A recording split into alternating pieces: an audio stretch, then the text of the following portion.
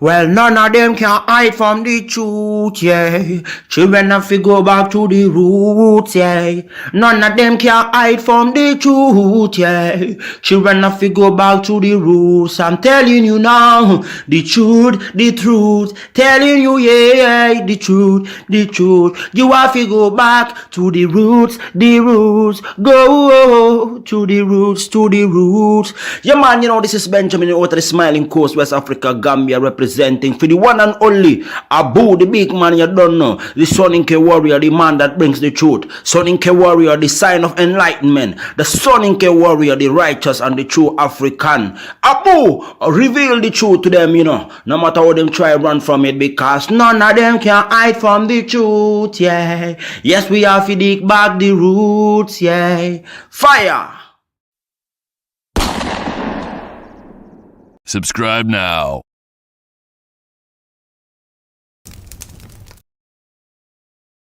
I remember the days,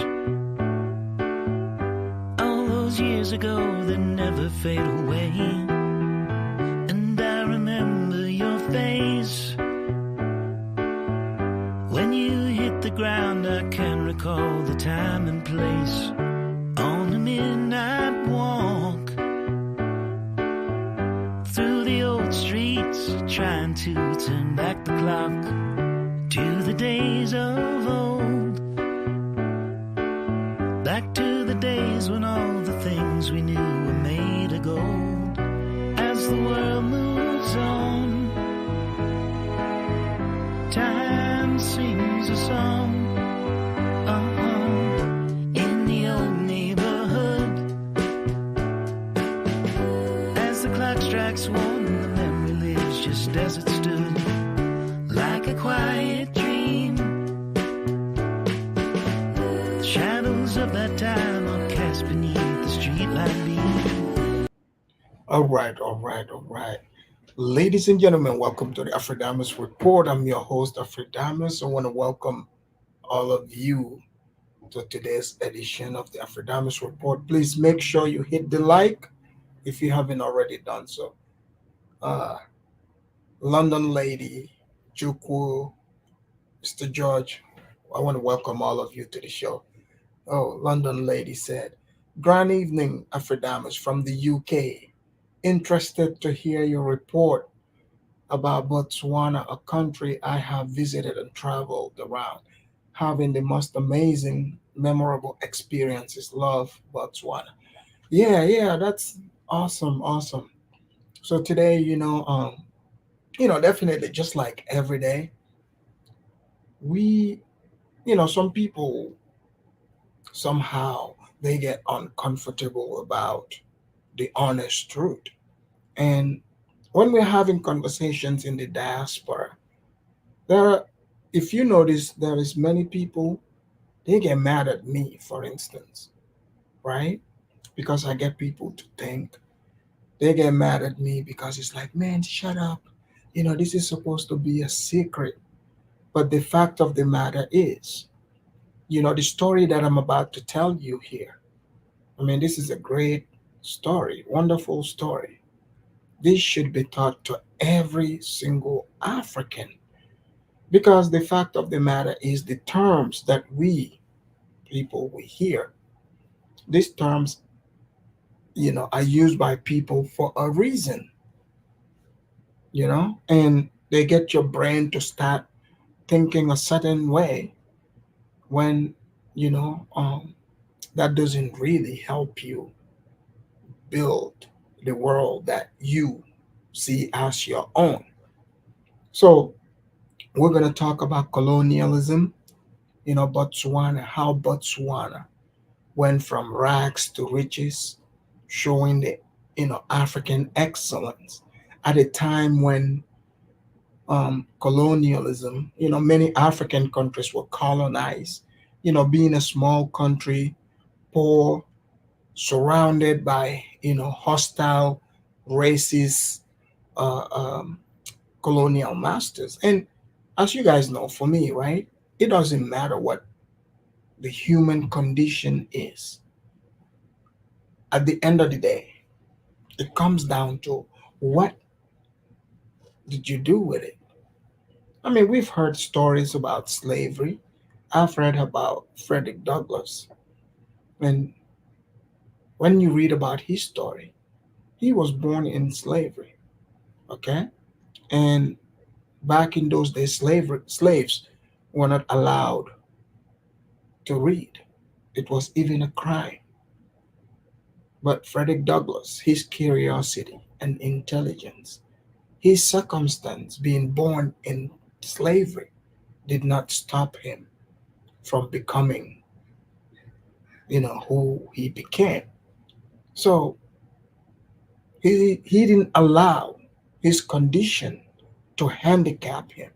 So today that's what we're going to be talking about. Because you see, people like to, these so-called blackity black people or Pan Africans, they like to bring color stuff into it. But how I see it, because if you look at a lot of these quote unquote Pan Africans, they like to make excuses.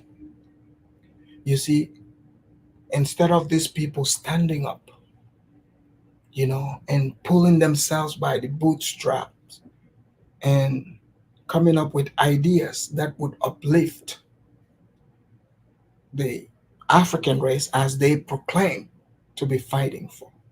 But no, they start with deviations. They start talking about snow bunnies. They start talking about colonialism, you know, Jim Crow, apartheid.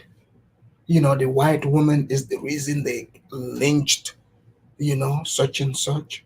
So, this story here, one black man in Africa showing African excellence, where he was able to answer all these questions, all these handicaps that so many of our quote unquote smart people come up with.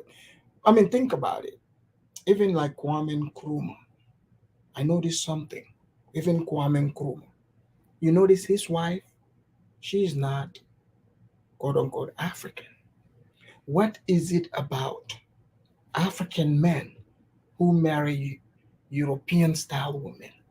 All the revolutionaries, the ones that actually did good and become great, build great economy, their wives behind them is a snow bunny. Why is that? I am very, very curious about this. And of course, I know some of you will come here. You're going to be upset about me, in fact, using observation to bring to the broadcast for people to think about, to say maybe, just maybe, you need, when you are a man, I'm talking a cultured man with ideas, and you stand on that idea, it doesn't matter. You can marry a snow bunny, an Arab, Chinese, because you, as a man, you're supposed to stand your ground. But when you hear these people say, oh, the snow bunnies, you shouldn't marry a snow bunny. So, oh, maybe they are telling us about their weakness. Because all the great Africans, from Kwame Nkrumah, the popular one, to the man we are about to speak of today, they all have snow bunnies. Okay? So, think about that for a minute. Maybe the snow bunnies are not bringing their village problem to to your house. You are trying to build a nation. Every 5 days you're getting stories. Oh, my mom is sick, my auntie is sick. You're like, lady, we are trying to build a nation here. Maybe he didn't have to deal with, you have a wife, you guys got to deal with, work together as one. Let's build the nation. But every time it's little festivals, parties happening, you know, cooking large pots of jollof rice. I mean, you guys see how it is in all these other countries, okay? But you see, Kwame Nkrumah, he was all about business. And in West Africa, when you're about business and you make sure you don't have the wife from the village they will hate you. But in Botswana is different. Little did they know it is a strategy. You are trying to help the nation progress. So maybe these nobodies are bringing tranquility. I'm just saying. I just want to bring an angle to you other than the one that you are used to. You know how all everything they make it to be, oh, it's so negative. Because they look at the white woman as a lost, or they look at a woman as lost. But no, if she is a rider, just like you're seeing in this thumbnail, okay? If she's a rider, who cares what color she is? If she is willing to follow your culture, you want to make sure the people, the nation is progressing, you see? But you don't need no woman who's gonna come there and start competing with you. For example, look at Robert Mugabe of Zimbabwe. He was a revolutionary, freed his people. He fought a guerrilla war. I'm talking real war with their colonizers. So Zimbabwe's economy was flourishing when he was in charge. Everything was going well. I heard that secretly he had a snow bunny girlfriend. I have no proof, but I heard at the time that's what was happening. But once that connection got cut off, he married. You guys remember the one lady? Look at what happened to Zimbabwe. Since then, just to buy loaf of bread in Zimbabwe, you have to put the currency in a wheelbarrow. Yes, you have a bunch of it, but bread costs you 5 million. Imagine that. How did you go from, doing so well to falling? But that did not happen to Botswana. We are going to enter this story. Colonialism did not stop him.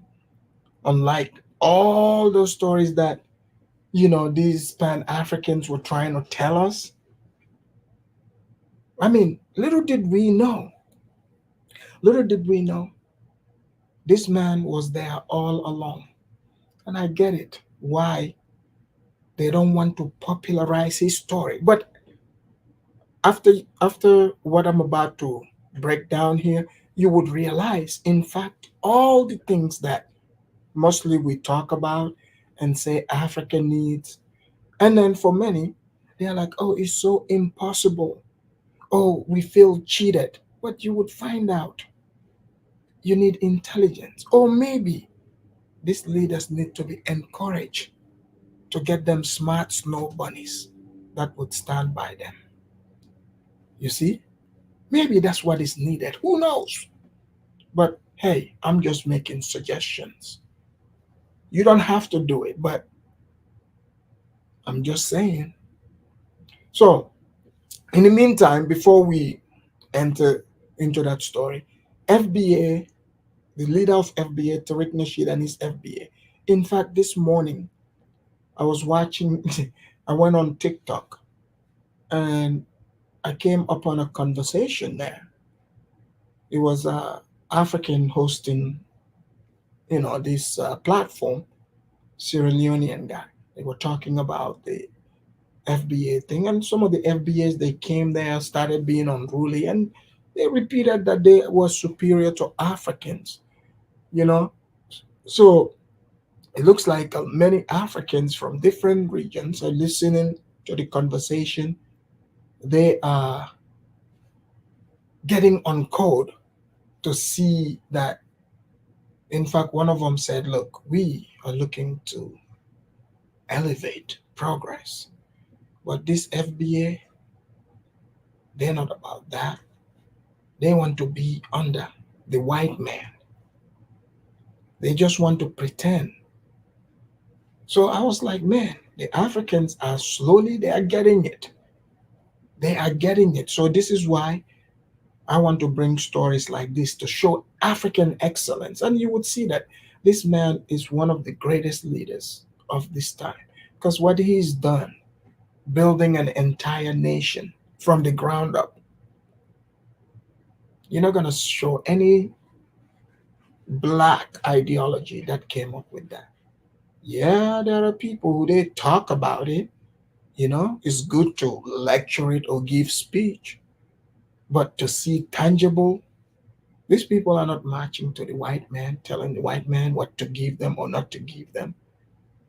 They set up their own table. They went, they cut the tree down, you know,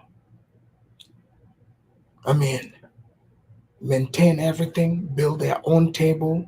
They set up their own table. And people would say, oh, when a black man, like Dr. Umar would say, if a black man has a snow bunny, then he is a sellout. Now we are good. Like, this man totally debunks that. So let me read this super chat. Mr. G, thank you for the super chat. He said, yeah, even these nationalist FBA don't make their FBA queens priority. They talk FBA, but they sleep with tethers. Exactly. I mean, they're a bunch of sellouts. But in the meantime, FBA, they're not sleeping. They are definitely not backing down. They are, relentless. So FBA, we are talking about trying to build nations. FBA they dropped their new single on tethers. So I want you guys to, if you are not watching on the screen, make sure you are watching this video, and please enjoy. As you guys know, it's edutainment. You're going to learn, but also be entertained at the same time. So please make sure you get close to your screens so that you see the new work of the FBA leader. I went, I cried to you niggas. I cried, I went, I cried to you niggas. Tears fall from my eyes like a gentle touch. Why do you FBA niggas hate me so much? Why are you so divisive? I thought you were my brother, man. Why do you call me a tether? Because I fled from the motherland. I cried, I whined, I cried to you niggas. I cried, I whined, I cried to you niggas. I cried, I whined, I cried to you niggas. I cried, I whined, I cried to you niggas. Tears fall from my eyes like a gentle touch. Why do you FBA niggas hate me so much? Why do you call me a scammer and you point out my scandals? You niggas make fun of my flip-flops, then you make fun of my sandals. I cried, I whined, I cried to you niggas. I cried, I whined, I cried to you niggas. I cried, I whined, I cried to you niggas. I cried, I whined, I cried to you niggas. You said I fled my homeland on a boat or an airline. You say that I work for Postmates and you make fun of my hairline. I cried, I went, I cried to you niggas. I cried, I went, I cried to you niggas. I cried, I went, I cried to you niggas. I cried, I went, I cried to you niggas.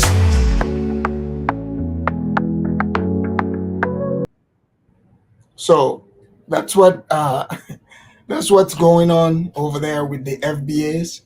That's the new song. Um, as you guys heard it, I cried to you niggas. Yeah. So I mean, you can see it. You know, you want to learn.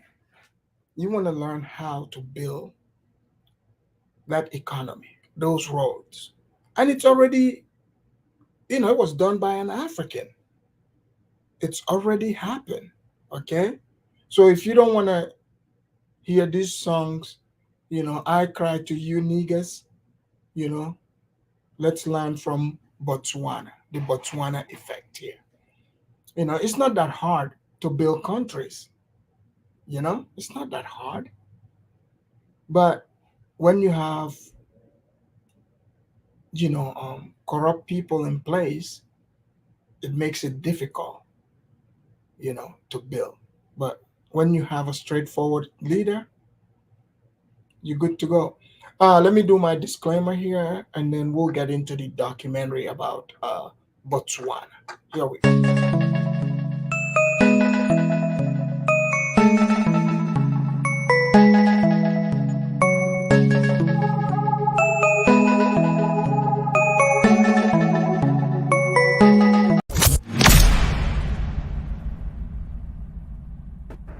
Would you have preferred a bigger opposition?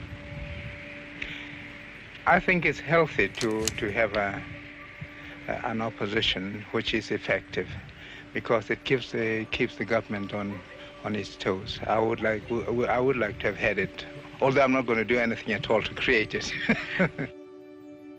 Imagine a country written off, a desert wasteland, one of the poorest countries on earth. That was Botswana. No roads, no hospitals, zero infrastructure, high illiteracy, and very high poverty rate. This was the situation of Botswana at independence. Its neighbors thought it will not survive, and even its former owners, the British, were happy to leave it alone to collapse. Did you guys hear this? Botswana was written off even by the British that colonized it. This is what they looked like from independence. So this is why when I hear Africans always, instead of saying, look at people that look like us, the culture might be different, but the same circumstance, how did they build themselves from the ground up? At the time of their independence, they were, I think, the third poorest country in the world. So it's like no hope. They're like, man, I bet the British, was sitting there. They got, look, man, look, we can't make no money off this place. The place is dusty, it's dry. Hey, let's spend our money in South African mines. So you are about to see African excellence at work here. Because some people would say, have asked the question, can an all African idea, I mean, with the push of a snow bunny, of course, get the job done? Well, the fact of the matter is, the question should not be, can it be done? Because it's already been done. Now, how can other countries follow in the footsteps? I know some people would say, oh yeah, they got diamonds. Sierra Leone got diamonds. Liberia got diamonds. Guinea, even Ghana.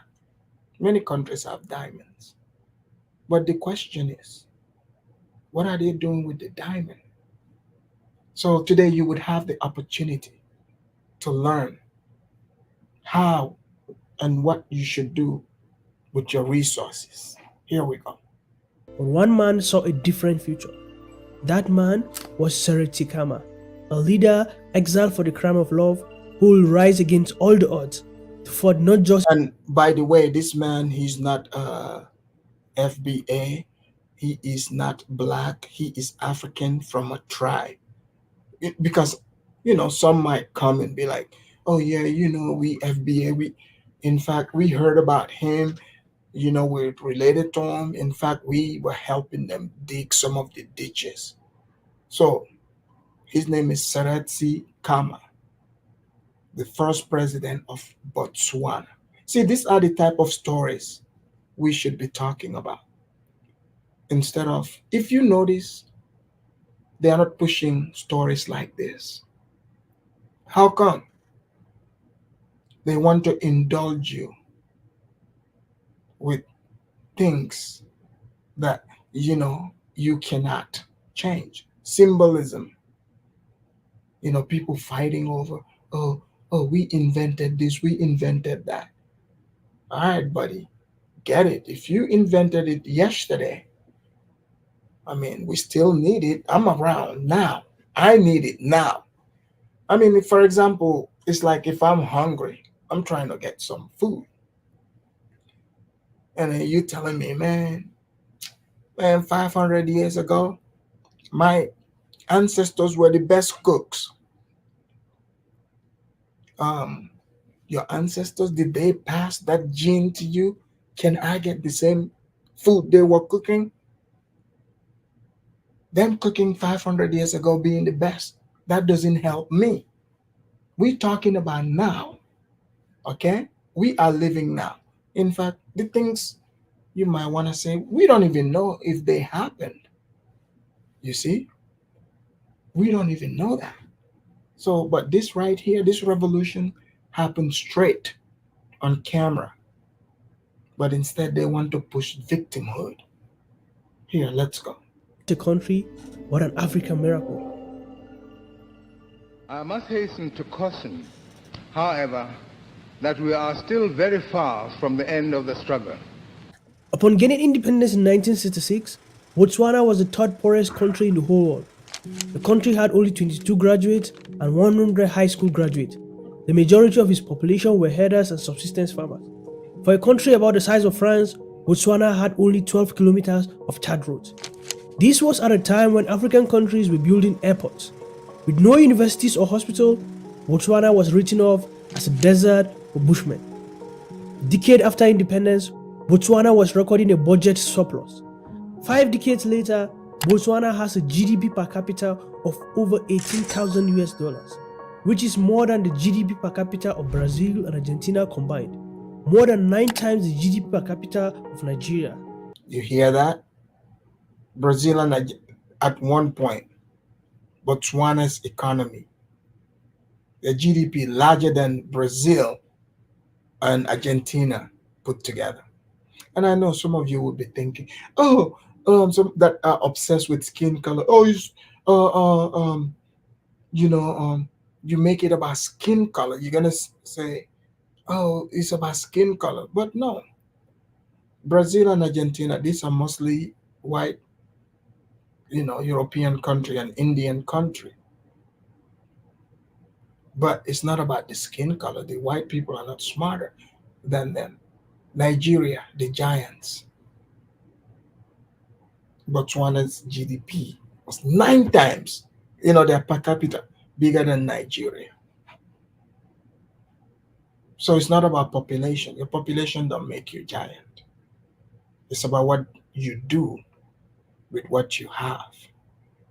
So, they're just showing you how these people transform their own luck. Here we go. The story of this miracle hinged upon the leadership of Sir Seretse Khama. In this episode, we'll learn the life and legacy of this great African. To me, the most underrated African leader of all time. Before I proceed, kindly support my channel by subscribing and liking this video. It takes just a second to do both. Yeah, shout out to the continental African, guy there that made this documentary. See, I like that Africans are waking up more and more and, introducing the great Africans and their ideas, into today's educational system. Because, like constantly getting people to be angry about colonialism, slavery, and all, that's not going to work. This man was born and raised in slavery. Not slavery, but colonialism. And he did it before he died. So let's hear it. Born in 1921, Seretse Khama was heir to the Bamaganto Kingdom, a position of influence within the British Protectorate of Botswana, then known as Bechuanaland. He was named Seretse, which translates to the clade that binds, to signify the resolution of a conflict between his father and grandfather. The clade that binds will eventually tear his tribe apart. Khama's father died when he was just 4 years old, propelling him into the rule of Ngosi, which was the king, at just 4 years of age. His uncle, Shidegi Khama, acted as regent, ensuring continuity and stability during his formative years. So, Seretse Khama was born into royalty. It's not one of the, He's not one of these TV royalties or internet royalty people that come and tell you they're royalty. He's royalty by blood. It's not delusion. At 4 years old, he was king already. So let's see how this man from 4 being a king, if he continued acting like a king. These are some of the true Africans. See, we don't have to go back hundreds of years. We have people like him. So it looks like Dr. Umar's slogan of forever black queen, never snow bunny. That narrative is not working. Here we go. His life took a dramatic turn when he pursued his studies first in South Africa, then in Britain, where he fell in love with Ruth Williams, a white English woman. Their interracial marriage sent shockwaves through both Britain and South Africa. So, did you guys hear this? So he went to Britain to school and he fell in love with a very, very beautiful snow bunny, as you guys can see. And this woman looks like the real aristocrat. You see the way she was dressed? Real snow bunny. But again, this man going to London to go to school, guys, think about this. There was no FBA there. I thought FBA said if it wasn't for them, Africans could not travel. There was no FBA in London. So Africans have been traveling way before all this. I just noticed that. I wanted to point it out. It's no beef, but I just want us all to have the real education here that Africans have been traveling and Africans have been marrying beautiful snow bunnies. Here we go. Where racial segregation was deeply entrenched. In those days, the racial situation in London was not very good, and white and black did not go out together, especially a white girl with a black man. They wanted to be married in the Anglican Church. Unfortunately, Sir Cady wrote to the London Missionary Society asking them to stop the wedding, and they contacted the Bishop of London, and he telephoned the vicar the morning of the marriage. So, you see this? So this is how this man would come and overcome all these laws back in those days. You can show up in London, what they're telling you. This is, so how like some of these people come and tell, oh, do you know the white man did not allow blacks to marry the snow bunnies? We know this because some of our people have done it, Africans. You think Africans started conquering snow bunnies just in this century? No, it's always been happening. People fall in love, okay? There was no boundary, so no law could stop it. So, you can see it. This became a big deal. And they were like, okay. There was law against black and white people marrying in London. This happened in London, okay? Back in those days, it was like that. But he defied that rule. And let's see how he did it. To say he wasn't to marry them. South Africa's apartheid regime, fearing a powerful mixed-race leader on its border, pressured the British government to exile Khama. The British, seeking to appease their regional ally, complied. Khama, once a prince, was now a stateless man, his destiny bound to the whims of distant powers. So do you see this? So the racist regime of the white South African apartheid, at the time South Africa wasn't free, okay? So they're looking at it like, okay, this man, because you see, the way you guys read everything, it's not always like that. You also have to look deeper, because at the time they look at the Africans as inferior. So this man a young prince. I mean, they call him prince, but he was king by the time he was 4. He goes to the white man's land, marries a beautiful white woman against their will. The South African apartheid regime doesn't want that precedent to be set. They don't want the other black South Africans to start having ideas. Because at the time, South Africa, Zambia, Zimbabwe, these were all under white colonial rule. And in some instances, brutal. So this wasn't only ongoing in America. So let's see. So the colonialists, the apartheid regime in South Africa, Zambia including, they put pressure on the British. They were like, hey man, you can legally marry these people. You can't let this happen, man. You can't let it happen. And the British, they complied. So not only did they comply, at the time they colonized Botswana. And what did they do? They are like, you know what? In fact, not only since you want to be defiant and marry this snow bunny, you're willing to die for the snow bunny, then the snow bunny is willing to die for you. How about we take your country from you? So you see how this white woman stood by this man? Because of her, they used her as the proxy to try to make this man bend the knee. But no, she stood by him. So here we go.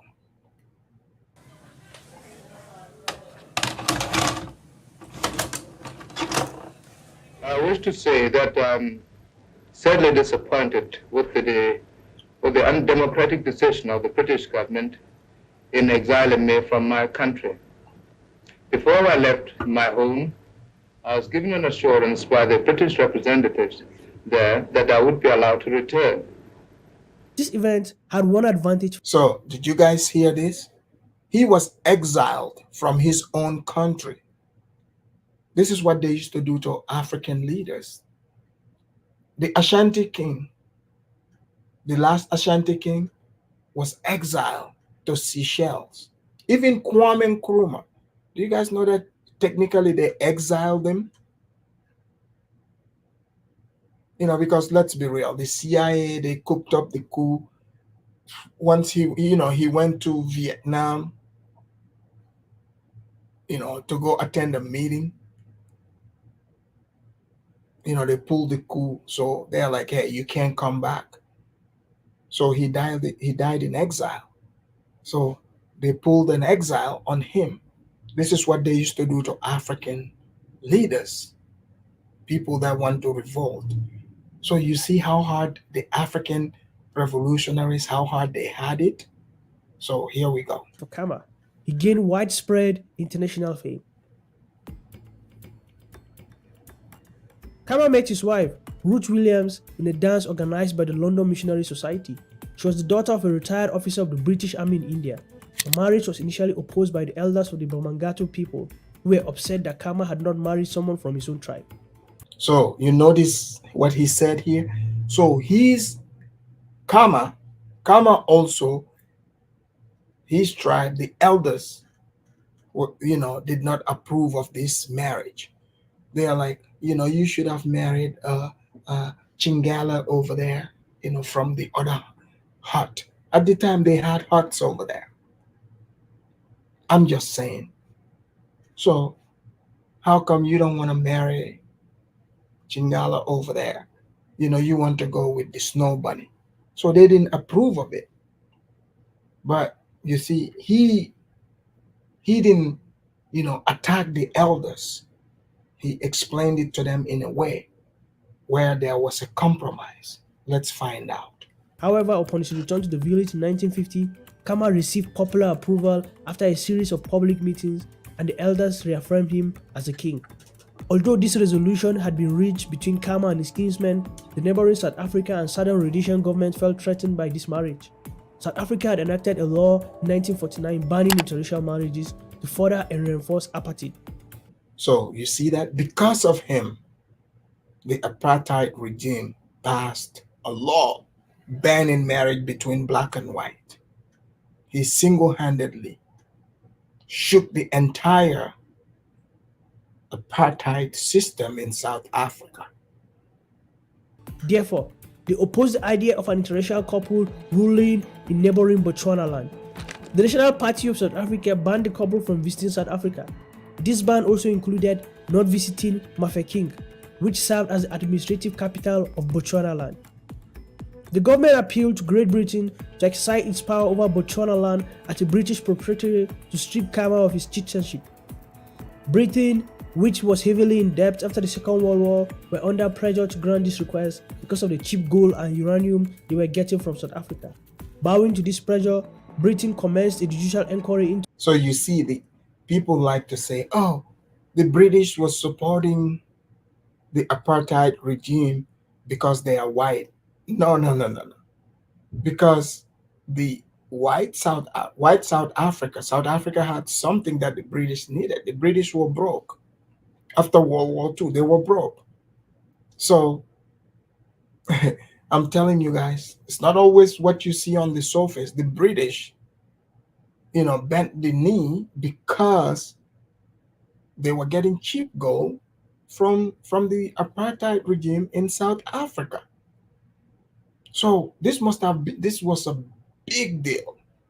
This was a huge deal to the white colonialists next door. So, this is not just some cheap love to say, oh man, I want to leave the ghetto so I can go be with, Jessica over there. No, this is about revolution, building. Look at this white woman over here. She ain't about any joke. So, let's go. To Khama's fitness to rule the Bamangatu people, as subsequently ruled that Khama was fit, but his marriage would pose a threat to international relations. As suspected, Britain, bowing to pressure from the South African government, suppressed the report of the judicial inquiry and exiled Khama and his wife from Botswana land in 1951. Khama and his wife remained exiled for 5 years. In 1956, the couple were allowed into Botswana land after Khama had renounced the throne. Because of the widespread acceptance he had gained among his kinsmen, the Bamangatu people refused to comply with the order from Britain to find a replacement for Khama. Despite this immense obstacle, Khama refused to be silenced. So, think about this. Just from marrying a white woman, the man had to give up his throne, but his people said no. Do you guys think if this was a black woman, the black woman would have stood by this man going through all this trouble? Or she would betray him? Sound off in the comment area. And I don't want no black woman bashing here, okay? Just so maybe some of them might learn and understand that maybe, just maybe, it's not because of the white woman's blonde hair. That's not what it is about. Maybe the white woman is bringing something huge to the table as well. This is what the brothers are saying. Just saying. Here we go. Returning from exile in 1956, he boldly entered into the political arena. Renouncing his tribal claims to solidify his commitment to a united national future, he founded the Botswana Democratic Party in 1962. Khama's charisma and political strategy propelled him to become the prime minister in 1965, and in 1966, first president of a newly independent Botswana. Now he had a country with big problems. So you remember how some people say, oh yeah, we went there and freed the Africans. Well, this man, it looks like in this story, that's not what happened. Him and his people are doing it themselves. Here we go. And in Botswana, miners unearthing a 1,000-carat diamond, which experts believe is the third largest gem-quality stone to ever be mined. Sorcerer Khama didn't just forge a nation, he transformed its fortune. With the discovery of diamonds, Botswana became an African outlier. While the likes of Mobutu of DR Congo and many African presidents... You see? Thanks to people like Mobutu. So, you see, how can you blame FBA? Can you blame FBA for using a cheater as a pet for the African Uber drivers, supposedly in a video, in a music video. Look at what Mobutu have on his head. Cheetah skin. So in Botswana, they found their diamonds. He's putting it to use. In the Congo, in the meantime, Mobutu is over there wearing cheetah hats. And then when we play the cheetah song over here, some of you want to be upset. This is what FBA has been seeing. But, just an observation. Here we go. Saw an opportunity to enrich themselves with African resources. Khama saw diamonds as an opportunity, not a temptation. He managed these riches with unprecedented transparency, ensuring profit flowed not to the elites, but to the people. Botswana grew from the third poorest country to the fastest growing economy in the whole world within a decade. Between 1968 and 1974, Botswana economy was growing at the rate of 10% per annum. Khama believed deeply in education. Schools sprang up across the country, laying the foundation for skilled workers and entrepreneurs. He also understood the need for a diverse economy. Tourism, agriculture, and small businesses all received government support. He refused to. Are you guys hearing this? Guys, so instead of him being tempted, using all this, using his country's resource, he's putting it to use. And while doing it, giving power to his people. And all in all, who is behind him? Who is behind him? Exactly. A white woman. Here we go. How to pressure to kick out the whites from his country, to give the underqualified indigenes an unfair advantage. For Khama, competence was more important than tribalism. Unlike many African states struggling with instability or greed and corruption, Khama built a peaceful democracy. He balanced tradition and progress, earning him trust among tribal lands. This stability, this sense of fairness reassured investors and spurred growth. He entered partnership with far-flung countries and regional blocs such as the EU to supply beef meat. The results were astounding. Under Khama's leadership, Botswana went from desperate poverty to an African success story. So you see this? I bet most of you Africans probably don't even know that. Like, there are African countries that are exporting beef to Europe. I mean, there's no excuse here. This man, you heard his story, and they've actually put all roadblocks in front of them. So their country, they were herdsmen. They had plenty of cows. So one of their export is beef. So all this idea, African countries, they're like, oh, well, we got oil, we got this. How come that is not benefiting the people? Botswana is among the few African countries which recorded no civil war, no coup d'etat since independence. The country operated without a military for almost 2 decades. His policies weren't magic, but they were revolutionary. Transparent resource management, focus on people, and unwavering commitment to good governance. While other African countries faltered, Botswana thrived, a testament to his extraordinary leadership. Sadly, Khama died in office in 1980 after he was diagnosed with pancreatic cancer. He was succeeded by his vice president, Kwit Masire. His legacy did not stop there. His son will eventually win the 2008 election in Botswana and lead the nation for 10 years. When great African leaders are mentioned, we often hear the names of Ghana's Kwame Nkrumah, South Africa's Nelson Mandela, Tanzania's Julius Nyerere, among others. Seretse Khama deserves to be at the top of our lips. But he was the leader who took his country from poverty to wealth. He was the leader who met an uneducated populace and made sure they got an education. He was the leader who managed his country's resources better than all African leaders. As I said earlier, to me, Seretse Khama is Africa's greatest leader, albeit an underrated one. Perhaps if many people know of the legacy of Seretse Khama, his story can inspire other African countries to rise out of the ashes and take their place among the seats of the nation. Exactly. That's what we need. The link is in the chat. Hit the link, come and have the conversation. Isn't that an amazing story, ladies and gentlemen? That is, talk about triumph. The success of Botswana that you see today came from this, the hard work of this man. A leader, what a leader does can change the history of a nation. So it's very interesting to see an African nation, you know, work their way from scratch, being surrounded by hostility. He made sure he married a white woman. They hated him for that, and he still succeeded. That is, this is the type of history we should be talking about instead of people calling people musty. We have Ola in the house. Ola, welcome to the Afridamus Report.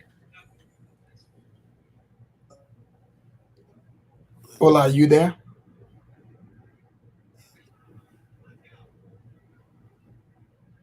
You're Oh, there you are. There you are. Nice topic, powerful guy. His sons are like him. A little bit hard about that guy for quite a while now. He managed the country properly. Properly. That's what. Who is this? It's one of the Morticians. He's from the Mortisa tribe. Okay. Are you eating ribs?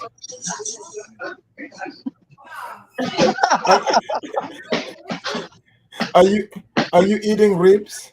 Nah, man, this is double chicken, bro. Oh, nice. So Julian, I did like. So what you see here. What do you think about behind every successful, black man, there is a white woman there? That tell you that Sultan FBA said, "Oh, you Africans dress like us." You understand? You see when that guy started wearing suit? He's at 40s already. You see his cap? You see a long coat? What you see there is the history of a man who wants betterness for his people. And a man who doesn't see color like that. You understand? That doesn't mean because Charlie, you have a lot of noise in the background. Charlie, I'm gonna mute you, okay? Can you hear me? Oh, let me mute my mic. Let me mute my mic. Yeah, mute your mic. I'm gonna mute my mic. All right. Go ahead. So what that guy did, that's because he married to a British white woman that he will not free his people. So when FBA, I'm talking about FBA now and ADOS, that Africans have been playing their own card for a very long time. Africa don't copy for them. Africa follow their own rules. They are men like this. What do you say that when they say there's no African excellence and Africans are sellouts? They would say, he married a white woman, and you seeing this topic and this man doing great. Did you know about him before? Yes, I heard about him on one documentary I had, that it was his son anyway, who was one time president, but just quit out of the blue because he thinks somebody else can do more better than him. Just like that. The man he didn't even finish in one term. And the people of Botswana even begged him to come and even rule. He was the chief of the army staff. You know what I mean? That's how I actually know about this guy. Because the son now is not the one taking care of elephant. It's Kidola, you see, even Kwame Nkrumah did not have a black Ghana wife.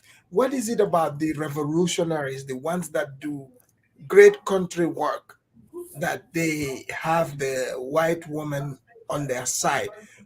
You're married to a white woman. What is it about the white woman, that these African men get the projects done? Do the black women stop them, or like what do you think the problem is here? After that, it's just because most of these Africans actually don't see color like that. You understand Okay. me?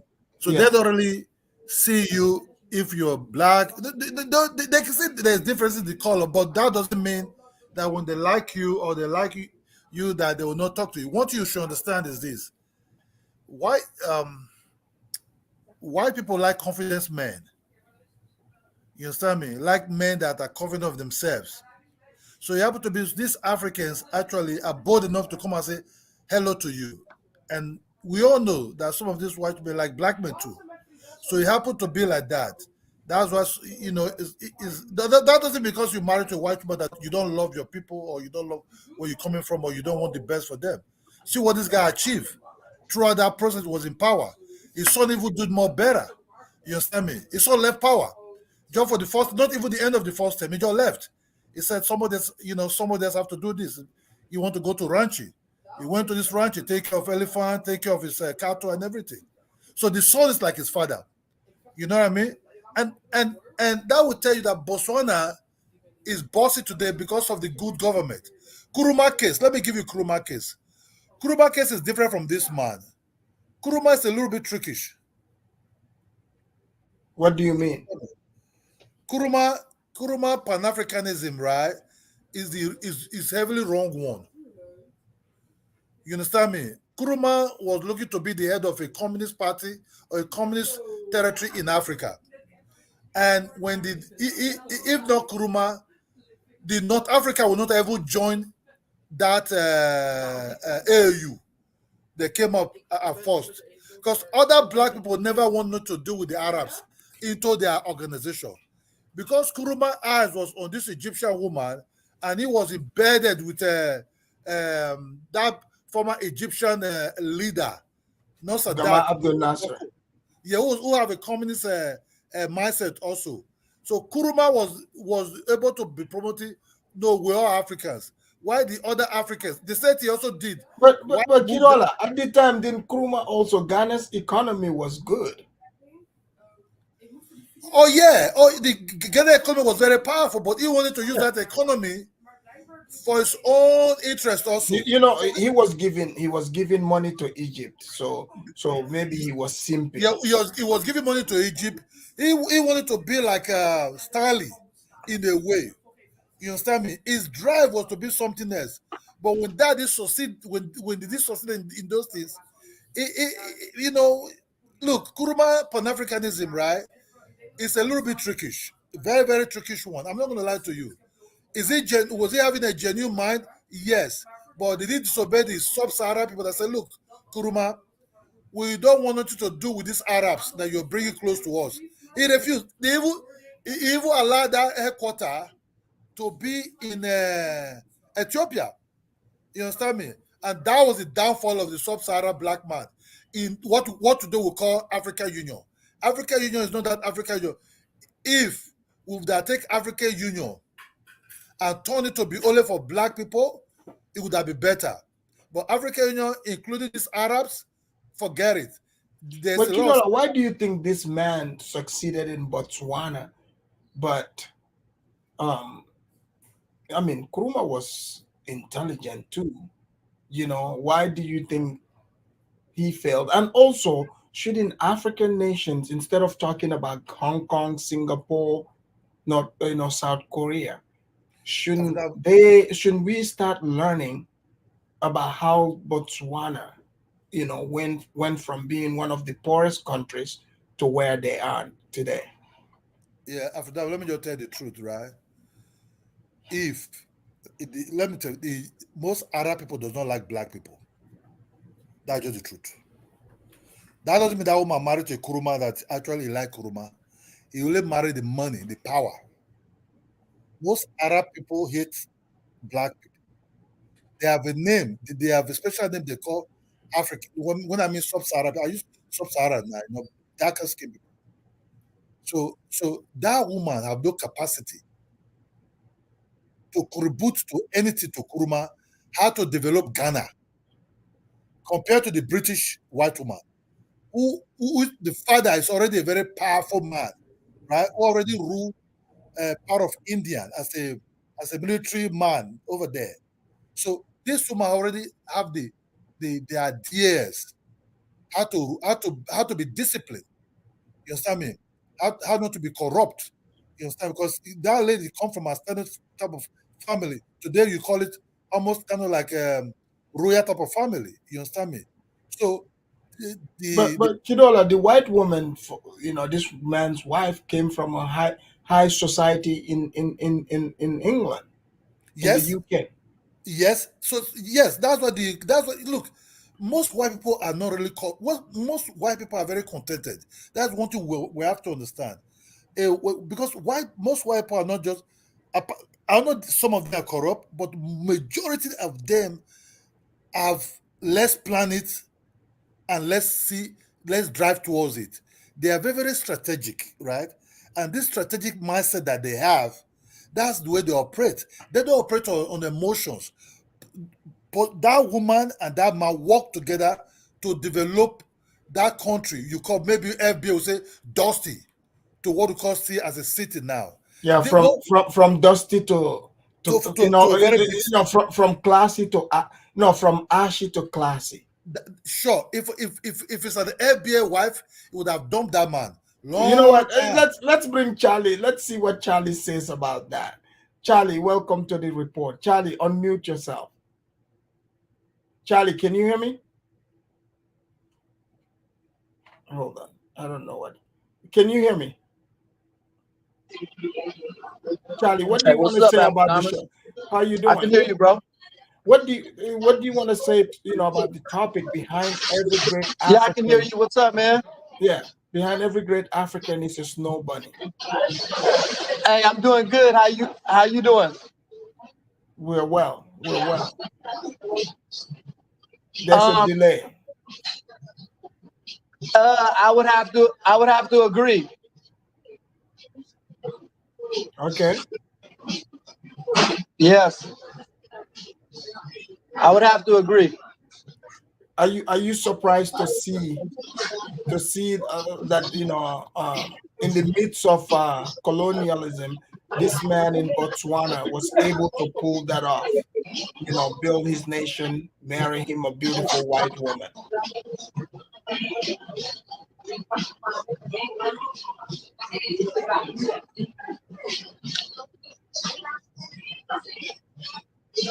Can you hear me? Yeah, because I'm surprised the other Africans aren't jealous of him. Yes. But how come the Pan-Africans don't talk about this story?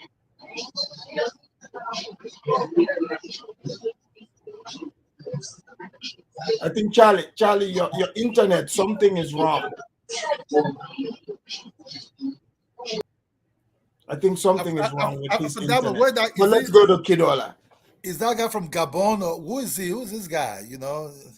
I think Charlie's American, I think. Okay. Yeah, he's American. What you see, what I was trying to, okay, let AS production come in, please. IS Productions, welcome to the African-HeroNEWS report. Yeah, thank you for having me. Yeah, I was in, but I went out, but so I don't know where you guys at as far as what you guys talking about. Botswana. Oh, and thank you for the super chat. I saw that. No problem. I missed it. No problem. So like IS, we see like Botswana, and you can see had similarity with Sierra Leone as far as diamonds go. So at the time of colonialism, because and everything that he went through, and having his snow bunny and they opposing him, have you noticed that all the great Africans, that went against colonialism and did great things, they have a white woman on their side? Have you noticed that? Yeah, I noticed that, but it's not a problem because it's not really a partner is the issue. I mean, that's what I'm saying. Like just like Idola was saying, another day, I think it was on another live. It doesn't matter the color of the person. It's like if you have something great for your people, you love your people, you're gonna do great by them. So I don't think that's the problem. It's not an issue because I But think for but me, but yeah, go ahead. FBA would say call this man a sellout. And also remember yesterday we talked about the black excellence, blacks being aristocrats being over the Africans. Or always the story is Africans did not go through what the blacks went through. But looking at this man's story, you know, Yeah, overcoming colonialism, marrying a beautiful white woman, building his country from rags to riches.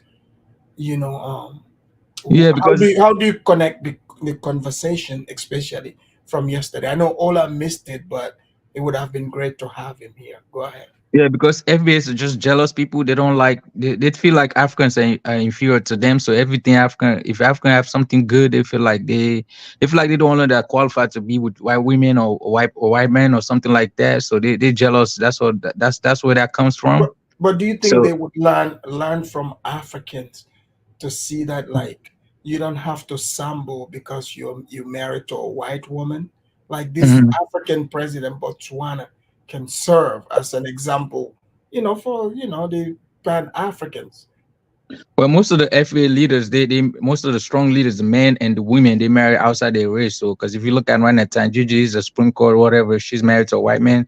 The guy that's there, he's married to a white woman. So it's like if you look at Hollywood, most of the big strong people, they married to a white person. They marry, you know what I mean? It's like men and women, they married to somebody else, or either they married to a Mortiser or somebody else that's like you usually refer to as Mortiser people.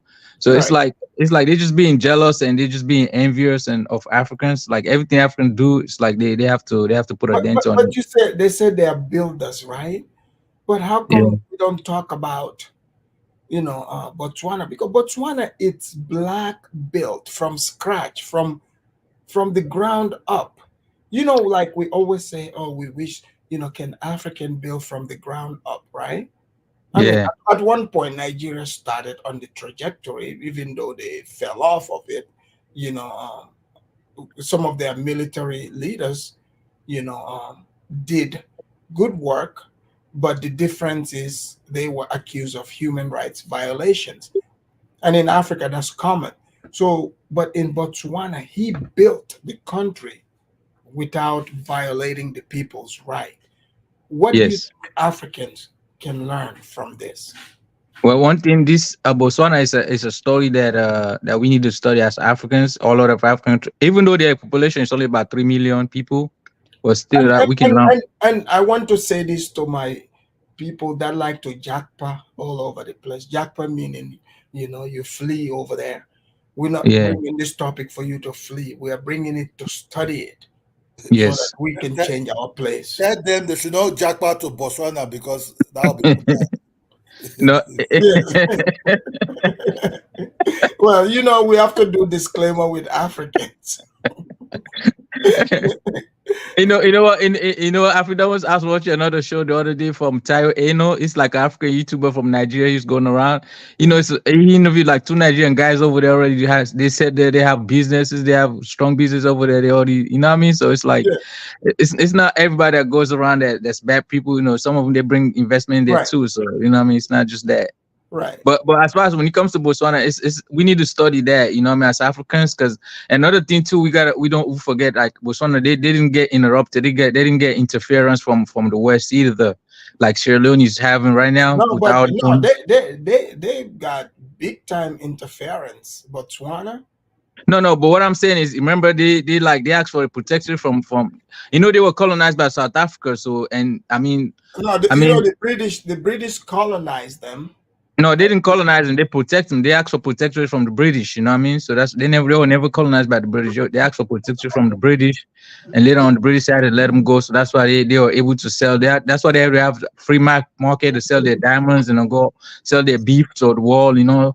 So that's how they became prosperous. They were not But colonized or isn't anything. that amazing how, like, they utilize their cattle, like, because African countries selling beef, you know Isn't it amazing? Somebody's gun. Oh, Somebody's stuff Charlie, is Charlie picking up. got noise. I'm gonna mute you. Go ahead. Yeah. So yeah, you're right, man. Because I think we need to study Botswana, even though their population is a little bit like about 3 million people, but still, they were able to pull it off. And despite that, guy is married to some. I mean, a lot of like you said, Kwame Nkrumah, like the current president in Ivory Coast, is married to another French woman. Guinean president is married to another. Always a strong man, but so I don't know. I don't know what to say about that, but it depends on the individual couple. You know what I mean? So that's all I can say on that. But as far as Botswana with their success, I think we need to study that because now they even pay for their students their own. They even give them free tuition to go to college, from primary school all the way to college. They're paying for them for free. They even give them stipend to go to college.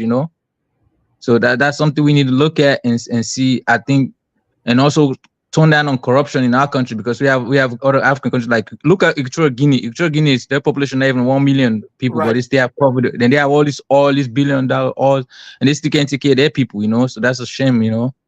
So I think we need to study as far as corruption goes and all of that. This is 100% true. Charlie, go ahead. Charlie, can you hear me? I think he's on his headphones. So yeah, let's go to Kidola. Kidola, What's up? Yeah, I can hear you. What's up, Abradamas? yeah, I think you're like way behind, like delayed. Can you hear me?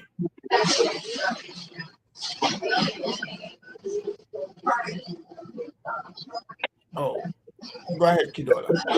Okay. Can you pause him, Afrodamas, please, a little bit? Yeah, go ahead. See, Yeah, I can hear you, bro. Let me take off. I got you on another screen. Let me take it off.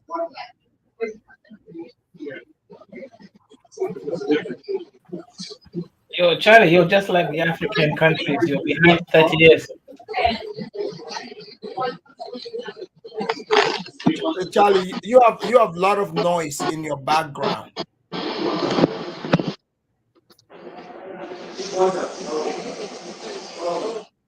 I think Charlie must be from West Africa because he's got a lot of noise in the background. It's like when you call West African country, that's how they be making noise at me. Okay. Okay, go ahead, Kidola. Okay. You see, one thing about some of this, Botswana they have metallic. Look, Botswana and South Africans. I mean, the South African blacks and Zimbabwe. These are kind of like linked families. You understand me? In terms of tribes and all these kind of things. But what I'm trying to say here is this: when you have good intention right from the beginning for your people, you set the goals right. You see, after he died, the guy that took over from him, this changed. He was not looking for mansions to be building everywhere. He was not looking for to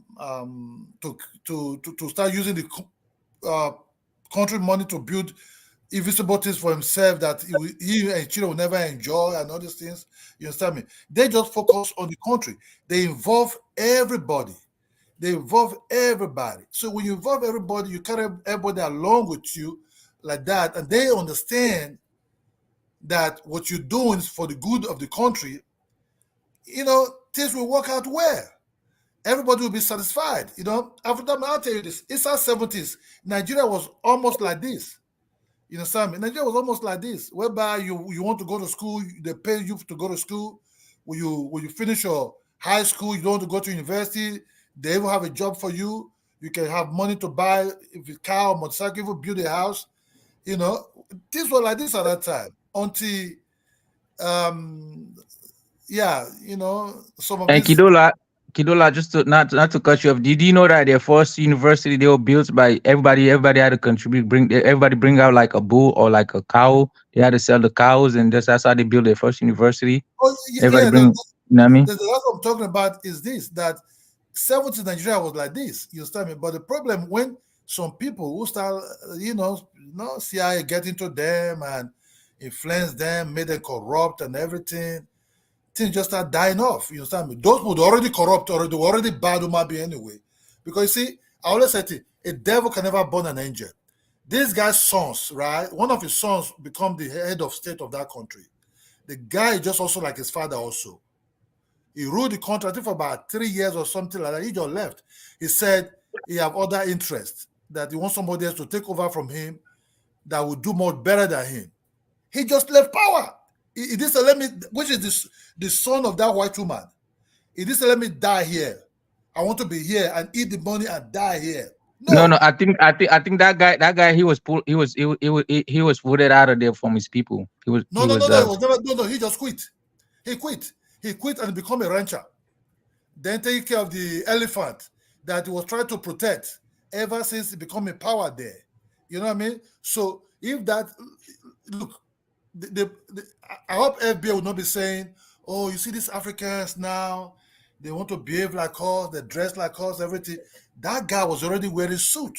So Kidola, you see, he went to London to go to school. There was no FBA that helped him. So how do you explain this? Because you've had this conversation with FBA before.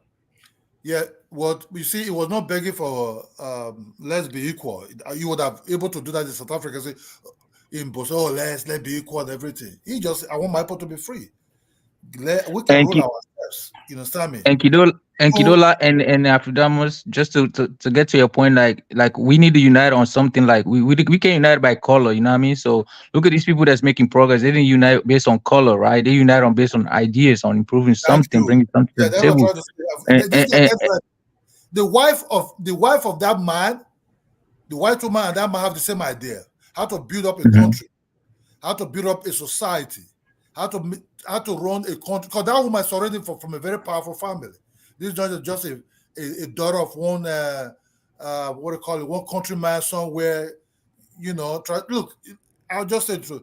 If it's an FBA woman, would have dumped that man when that guy was in trouble. But Kidola, so Kidola, do you think African leaders should start marrying FBA women? Maybe that can help build the countries. Which country? It will never be a African. success. No, but Afridamus, they don't have any history of building any country though. Afridamus, marrying an FBA woman, you might like chicken legs, you might like we might like waffles. But when these pancakes and sugar straw they finish, he will tell you, I live in certain way like that. This is not the way I need to live. I understand. You got the money anymore? You got the money? I can be with you, man. You'll look for somebody else. See, he gonna call you Dusty African, right? That woman came to a dusty ground and make that dusty ground to be a big city with skyscrapers. That's what I'm trying to tell you, Afridamus. That lady left a London that is already built up as a city and came to a dusty ass hut, right? And put his hand, joined his man. He didn't say, let me live, let me run. The man is in his essence. I can live like this. I can hug him. I can kiss him. Because when this FBA men or this FBA people want to talk about, the white women like kiss too much. The white women like this too much. But that man was separated from this man for some time, for years. You see, the woman stayed there inside that dusty hut, planning, drawing, communicating with the people. Come that thing. And Kidola, guys, I don't want to cut you off. Let's bring in Kaizo. Thank you very much for having me here. So, Dr. K, I've noticed behind every great African stands a white woman. Have you noticed that too? Yeah, 100%, right? Why do you think that is? Where does the success come from? The white woman has kindness and a femininity that can't be gotten from the other side, from the dark side. Behind every tunnel, there's a light. So when you're going through the hardships, if you have a white woman with you, there's light at the end of the tunnel. If you have a black woman with you, there's only darkness. So do you think if you were a black woman, she would have left him when he was going through the hard times and he lost his throne? 100%, then taking him to child support as well. Wait, you think they would have collaborated with the white man and say, in fact, put child support on him? 100%. This is what happens, right? Let's look at even Winnie, you know, the wife of that guy from South Africa. She was a mulatto. Mandela? Nelson Mandela. Nelson Mandela. Yes. She was a mortician? Yes, she wasn't purely black. Really? Look at Frederick Douglass, the greatest black American freedom fighter. He was a mulatto. Yeah, he was Look mixed. at Malcolm X. He was a mulatto. All the greatest freedom fighters have been mulattoes for a reason, because the light helps them fight against the darkness. So we must embrace this, right? Him, because he married a white woman, he was able to do a better deal with Britain and get the deals for them for the diamond business. You think the white woman gave him the ideas? I believe that the white woman was 100% instrumental. Wait, even hold on, Kaiser. Let me. I want to hear this from you. For example, right? If, let's say, this was like, you know, his wife was like Lucy of White Kibaki, you know, Lucy. And, you know, they were dusty, and then they discovered the diamond like Botswana did. You know, like the man wasn't tempted, he built the country. What do you think, you know, would have happened if his wife was Lucy and they just discovered diamond? I won't use Lucy there, but I'll say if his wife was just another black woman, they would have pillaged the whole village, made themselves rich billionaires, put the money in the Cayman Islands like every other African country. But because it's a virtuous, good Christian white woman, they submitted themselves to the Lord, Jesus Christ, the white savior, and they were able to help the country. This is a fact. We can't argue Who's the white savior? Come on, man. We doing I think the South Africans are saying Winnie is a Winnie Nozomo Mandela was Xhosa woman. She's colored. They're lying. She's colored. They're lying. No, she's not colored. She's a Xhosa woman, man. Come on, man. Let me put the link in. African Queen. Please hit the link. She's South African. Even the greatest black American, Martin Luther King. Do you know what his dream was? He was dreaming to hold hands with white people. That's what it was. Exactly. He was cheating on his wife with a white woman. That's why he had that dream, so he can walk in the public with her. Every great man, there was a white woman. Then, Kaiser, why do you think then because the Pan-Africans, they said they want African nations to have good economy to build from scratch. So don't you think Martin Luther King wasn't trying to hold hands with white people? He was trying to empower FBA, bro, but include them. So, Charlie, are you FBA? Are you FBA, Charlie? Yeah, he's FBA. He doesn't even listen. He just come in and say something. So Kaiser, are you there? Yes, I'm here. I'm Filipino, bro. And my mom is white. Okay. You good, man. You good, bro. I like Filipino people. So Kaiser. But my grandpa's probably blacker than all of y'all. So for example, Kaiser, how come the Pan-Africans, right? They don't promote what happened, you know, in Botswana, the model, because he's the real, true freedom fighter. Wouldn't you agree with that? Because Pan-Africans are delusional state of mind of hedonism and communism. They've adopted Russian ideologies thinking they're fighting against white man. They're confused. The only way is to work with white man, right? Not this East European $5 Dwight man like the Russians and the South Africans who can't offer you anything. Work with a real Dwight man with nuclear energy and things to offer you. But these people are hedonists. Well, guys, I have to disagree on that. As far as when it comes to Russia and those are the people that you talking about $5 white men. I have to disagree with you on that. Okay, keep talking. I'll be right back. What can they offer you, my brother? Okay, do you know Russia has offered African a lot, as far as freedom. Ask South Africa, and they did a lot for South Africa. They did a lot for all over West Africa. They're doing a lot right now for the Sahel region to be successful. If it wasn't for them, like the Sahel region wouldn't be possible right now. You know that? That region wouldn't be what? If they're offering defense, they're offering weapons to defend themselves against all those Western countries that's trying to overtake them. Do you know that right now, right? Which country is trying to overtake them? Western countries like France, all of them. Yeah, okay, here's a problem, my brother, right?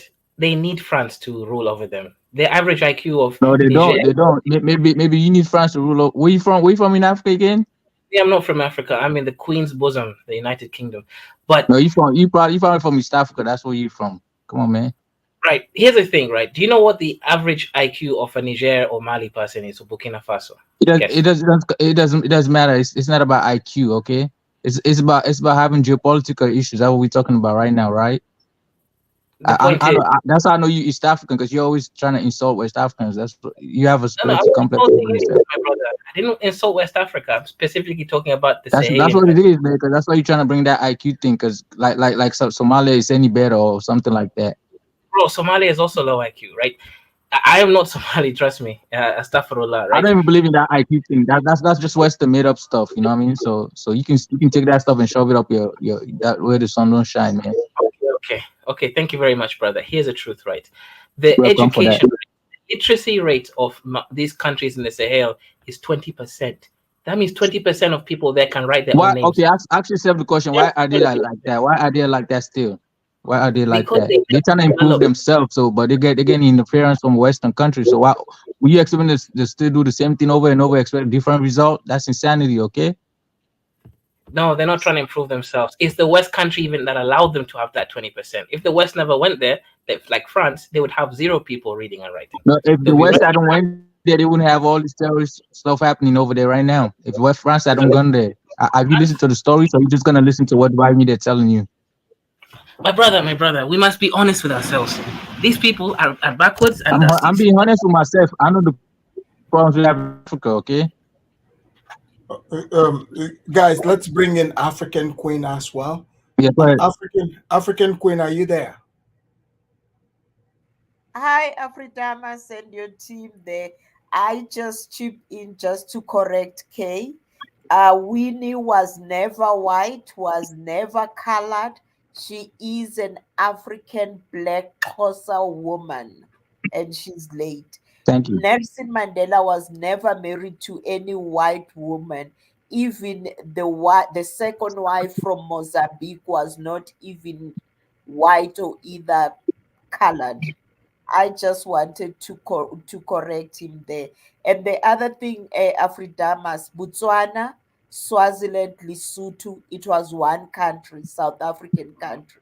And then the Botswana part, during the time of the British colony, they didn't want to be under the British. Botswana was a nation that was where you can only find the koi and the sun, because they were nomads with their cattle, so they will roam the entire southern part of Africa. So those were the first people who occupied that part of South Africa. And then the Botswana people decided not to be part of South Africa and have their own nation. So when Sirete was in university abroad, because he studied in South Africa and then Right. he went abroad, that's when he met Ruth and get married to Ruth. And all to find out that the white people here in South Africa, the British ones, they were so upset that Ruth was married to a black guy. That's Because- when they Because sorry? the apartheid regime was putting pressure on them. Yes. That's why even when he took over and became the first president in Botswana, and then he decided that rather than to communicate with the British, he preferred the Germans. That's why Germans stayed in Botswana for a certain period, because he wanted them to transfer the skill to the Botswana people. Smart man. Exactly, because you see the other African countries that feel like, okay, we won, they kick the white colonialists out right away. In West Africa, mostly those countries are today completely, almost at a failed state In level. shambles. It's not only Yeah, the because West. When we were still under apartheid in South Africa, we experienced that with our neighbor Zimbabwe. The way they have kicked the whites. Right now, they can't even farm the land that they wanted. And then they are now following the very same white to work for them in the farms in South Africa. So, and then you will hear a black man or a black woman saying, I want my land. What But are let you me ask you going this to do? question, okay? Let me ask you this question. African Queen, let me ask you, Yes. do you think sanction may have something to do with it? Because it's been sanctioned forever. All the You sanction know play in what? Zimbabwe that you talk You about. must remember who was sanctioned in Zimbabwe. It was certain leaders that were under sanction. But Zimbabwe right now, it's in the state that it is, not solely because of sanction, but because of corruption. We know our black leaders with corruption. It's same WhatsApp group. My sister, I must I correct understand. you on this one. I know it is not true. It's a lie. South Africans love to lie. The Zimbabwean country has been under executive sanctions, meaning they cannot even operate on SWIFT network. Now, I know you don't know what SWIFT is, sister, but I will educate you. The SWIFT network, Educate me since Winnie Mandela was white. forget about Winnie. We already passed that, right? Yeah, Yeah, I my can't sister, forget. you must behave yourself. A man is talking. Wait now. That's the Hey, problem. guys, you gotta show respect, okay? Don't be That's the talking like that. problem, okay?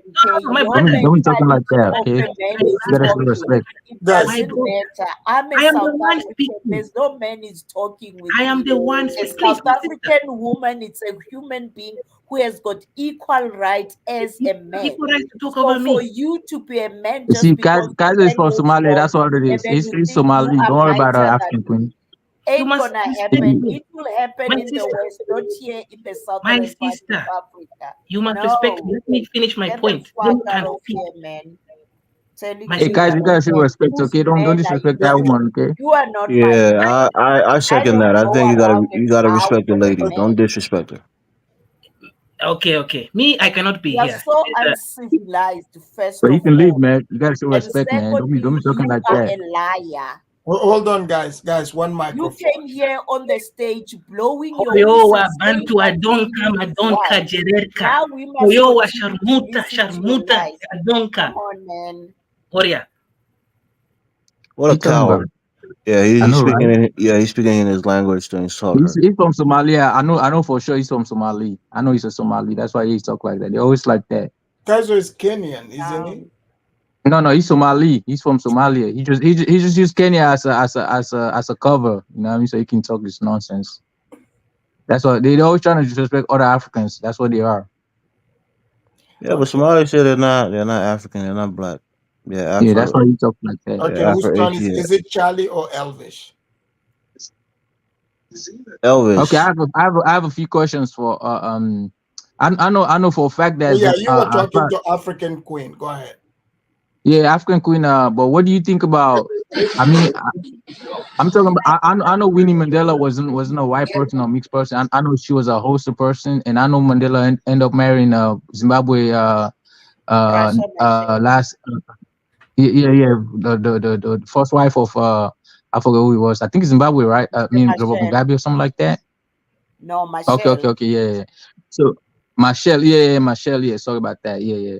I know that. So my question to you is, I know sanction was levied heavily on Zimbabwe. Don't you think because they were not allowed to do international trade, they were messing with their currency because since Robert Mugabe kick out most of those British people out of the country, so they were trying to do all kinds of way to bring fear in them, so South Africa won't do the same thing. Don't you think that has something to do with it?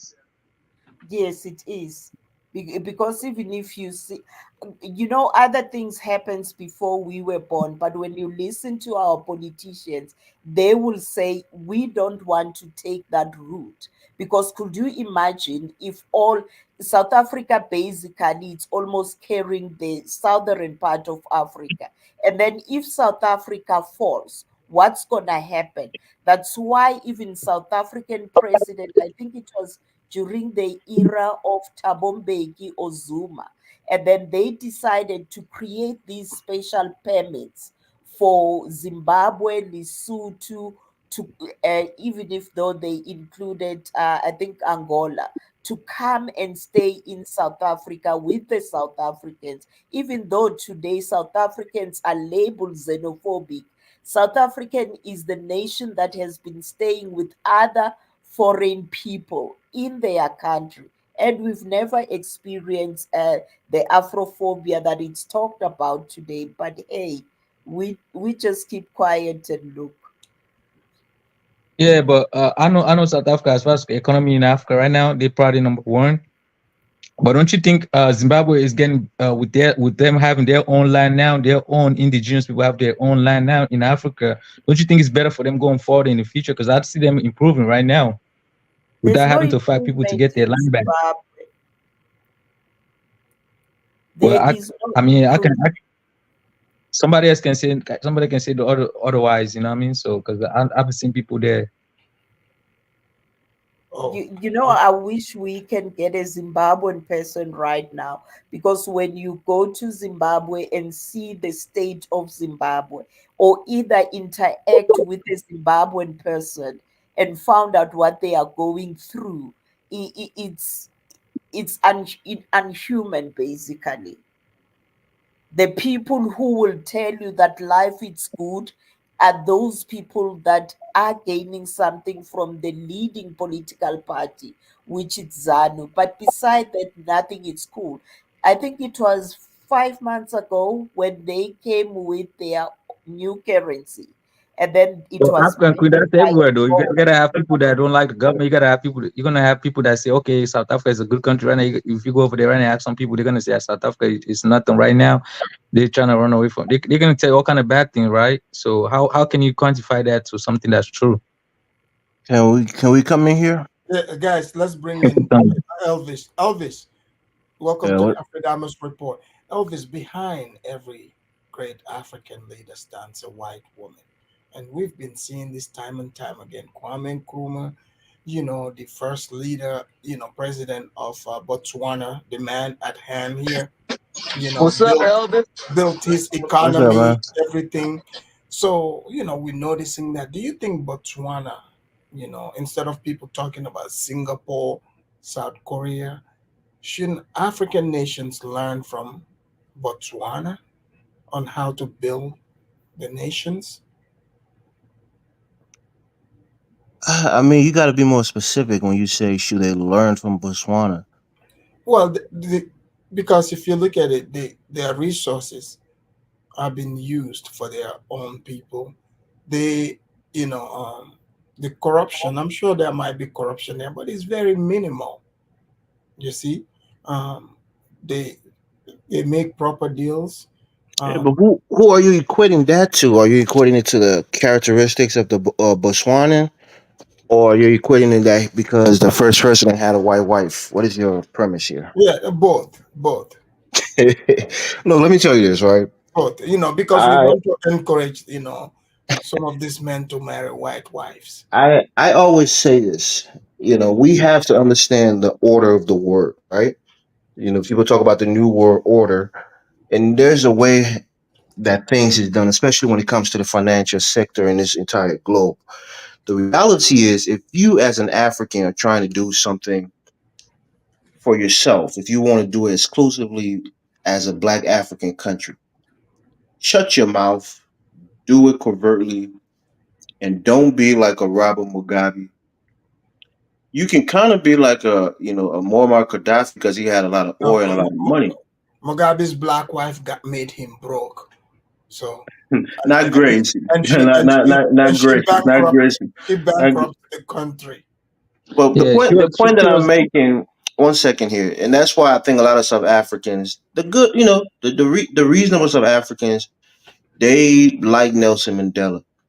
The revolutionaries, they hate Mandela because why did he kick out the white people in their country? Look, white people in Africa has a global network in the West, in Right. and so on. And the SWIFT system that many of the countries, I think every countries on the planet use, is ran by the British and the Americans. So if you want to be in their good graces and want to be a part of their economic empire worldwide, you can't go in there antagonizing them. You can't go in there trying to deal a blow to their race. You have to play the long game and you have to play the smart game. It's as black people, we like to think we're warriors and We're not going to cower to the white man, but as it is right now, they have the domination on this planet. You see what's happening in the Middle East. The Arabs are finding out the hard way. They're getting their ass kicked left and right by a little country like Israel because why? The West is supporting Israel. So if you want to be smart, don't take the route of Robert Mugabe, who wanted to do things the same way that Julius Malema is trying to do in South Africa. That's why the South Africans, even though they like his rhetoric, they like his vigor, but they understand that if Malema gets in there and he starts doing the same thing that Mugabe did, taking the land back, the white, hegemony, the white power structure globally is going to crush the black South Africans, and their life will be way worse off than it is now. So when you're underneath or when you're living with white people, you gain some benefits, but you're stuck. You're pretty much stuck because you can't just get up and kick them out one day. You can't just get up and try to openly subvert their efforts, whether it's economically or politically, because their brothers and their cousins in the West are going to suffocate you financially and economically. Look, So we have to be Mugabe made a mistake. right. He definitely made a mistake. He should have got him a snow bunny. That's all I'm No, saying. he should have done it. He should have done it more sophisticated. Done that in a more sophisticated way, and have done it Yeah, more covertly. I have to You agree know, with Stunner, man, because that's how you should have done it. You should have done it more covertly, because like when you go into the UN and talk all that greasiness, it's just gonna make the global West, just gonna yeah, sanction they're you. gonna put a You know target what I on mean? your back. They feel Yeah. like their people are a threat, and you're not gonna win any moral victory against them by saying, "See, I kick out the white man. My country is successful. We're doing well financially." When your country is tied to their systems, so the reality is, shut your mouth, work hard, try to do the best you can do for your people, work covertly, and try to raise your people from from poverty. If you think you're going to try to fight the white man who has the power on a global stage, you're almost always going to lose. That's the And point. So guess who has the media? That's why the media is portraying him as poverty stricken. They used to be, what I mean. That's what a lot of South Africans believe. They believe that, okay, without the white people they couldn't succeed, and because that's how they made it. Like that's how they create that fear. They're like, look, okay, these trust, people. and they're right because the fact that they have a sizable white population, they are somewhat protected, especially since the white people are doing business and they have close ties with the British or Yeah. the Germans. They are getting some protection. There's a lot of things that they're getting in their country because of that white population that is there. So And to support many smart South Africans understand that. So they're going to use it and benefit from it. A lot of them are and to becoming support millionaires. A lot of them are becoming wealthy because they have the proximity to those yeah, white South Africans. It's just the and, reality of it. and to support your point on that, that's why the people that in America like FBA, they don't understand that part. Like, okay, it might be a minority of white people in South Africa, but they have power because they have a hegemony that's supporting them all over the world. They have America, they have the UK, they have all these people supporting them, like supporting them in South Africa. So it's like they have this global power that they have that black people don't have anywhere else to pull from. So that's Yeah, one of the but things they have what out about there. Botswana? You see it, like they did it, Well, themselves. Botswana, like I like mean, I said is earlier, Botswana African. really like a first world country, a second world country now? I mean, I like Botswana, but I don't think they have developed so rapidly to the point where they're rivaling, European countries. Is that what you're saying, No, No, when it Africanus? comes to when the it comes to cost, yeah, go ahead. if you look at the strategy they use in, for example, they export tangible commodities that they control, things like beef. They control the production of their own diamond. The government pretty much, the government produce 50%, 50% of the country's income directly, and 50% private, which But helps them lower the taxes of the country and help build schools, hospitals, invest in a Does lot of. Botswana has a sizable white population there? No, no, Botswana no. is black all through and through. Botswana was written off, you know, It's a from rags And to and, and, riches and story. you know what, Africa, the reason they allow Botswana to be successful like this because Botswana is not a threat. They're only about 3 million people, right? So and also they depend on export, right? So they know they can shut Botswana down anytime they want, especially with that beef they If exporting they for. what? They export a lot of beef overseas, so they got the best beef in the world, so they export that overseas. So they know they can shut them down anytime, and you even have the Yeah, US but just build a military base over there too. You yeah, So look, it's but like I noticed this, Cadola. I don't know if you've been. I'm sure you've been in this country for a while, but as an immigrant, I think in like 2006, in the mid 2000, George W. Bush, always used to mention Botswana. Anything he mentioned Africa, he mentioned Botswana. It's like they had some kind of special relationship with Botswana. He yeah, they got went there military base multiple there. times and visited Botswana. Harry, the Prince of England, have a love affair with Botswana. So I don't know what it is. Maybe they're just welcoming to white people. They don't have that, but animosity They against got white people. into But their the West seems to love them. I think you know what I think. What I'm gathering, I think are these West Africans jealous of white people? See, What do you think is it, Kidola? Afrotabos, the truth of the matter is that Botswana invested more in their country. You see, the diamond they were producing, they were also polishing it there. Right. And that's what I said, they are like their king, the guy love his territory. They don't need to go to America to succeed. Everything is being done there. So that's how look, when you love your country, right, you're not trying to go and buy mansions in London, in US and all these places. Why will you not invest the money in your territory? You understand? So their leaders, if that first guy that formed that country, or the first president of that country, if that guy would have been taking that money out to be invest like what Mugabe did, that he start buying houses in Singapore, in Hong Kong that he doesn't need, that country will, any country will collapse. Look at Nigeria. What happened there? When they start stealing this money, started going and buy a house in a billionaire row in the UK, and they can easily influence you. It's because you see one thing the white people like, right? The white man like when they cannot influence you. They respect you. They don't like you. They respect you more. What I mean, they respect you because they cannot influence you. They cannot corrupt your Yeah. mind. You understand me? That's what I said. These men, if those that married to white women, you can understand. When you married to a real white woman, right? If you cannot shine with you, look, I'm talking about some European white women. I'm not talking about these white American ones like that. If Oh you wait, marry to Kidola. So Kidola, what type of white woman would you recommend? Not the American. So the European ones are good ones. no, all white women they're the same. You understand? They're All not of being them are not charmed. good though. All of them are not good with Kidola. Don't say that. All of Look, they're them, not being not charmed all of off them. with money. What I mean, look, the Dutch ones, I understand, right? If you with a Dutch white woman, right, you're not going to come with Mercedes Benz who respect you because of that. Because some of these their appointments is going to be made by bicycle anyway.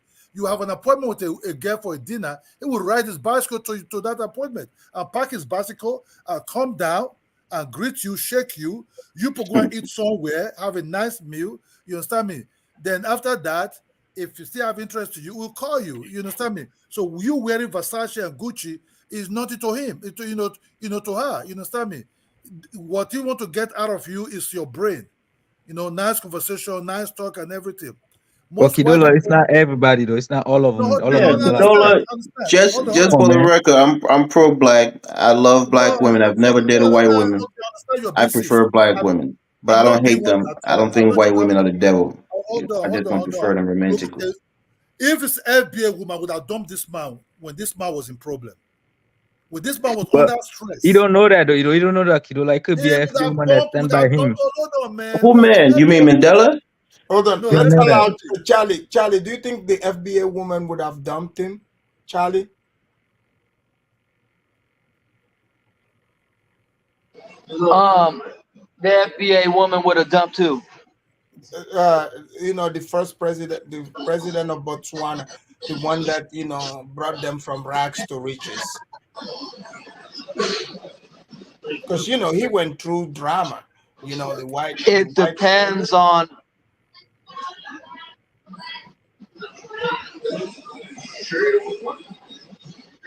I don't I even. think I, I honestly, it depends on what type, but it's a 50-50. It's a 50-50. Okay, that's fair answer. Go Afrodama, ahead, let me guys. tell you the truth, right? Look, because it seems like black people always have this kind of consciousness, this kind of mindset, like when a white woman with you, they like the SES type a lot. Look, That's what they Kidola, we receive. all know if this was Ijeoma, Ijeoma would have left. The Oh, yes. village Okay, woman. let me put like that because But Afro the guy was a noble, right? He was like a prince. Yes. no, Right. yeah, it was a prince, but it was a dossier prince on the hot. You know, But he had let me, diamonds, bro. He had No, control no, of his no, land. no. This is before the diamond. We'll use it. or he got her before they know he got diamond or something like that. yeah.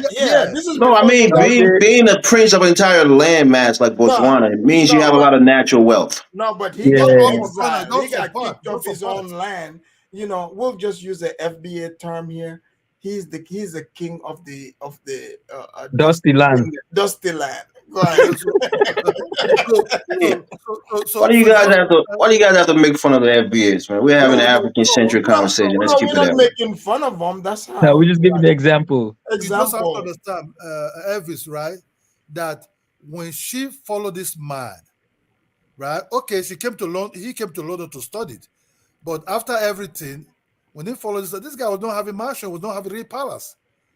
But that woman was there with this guy.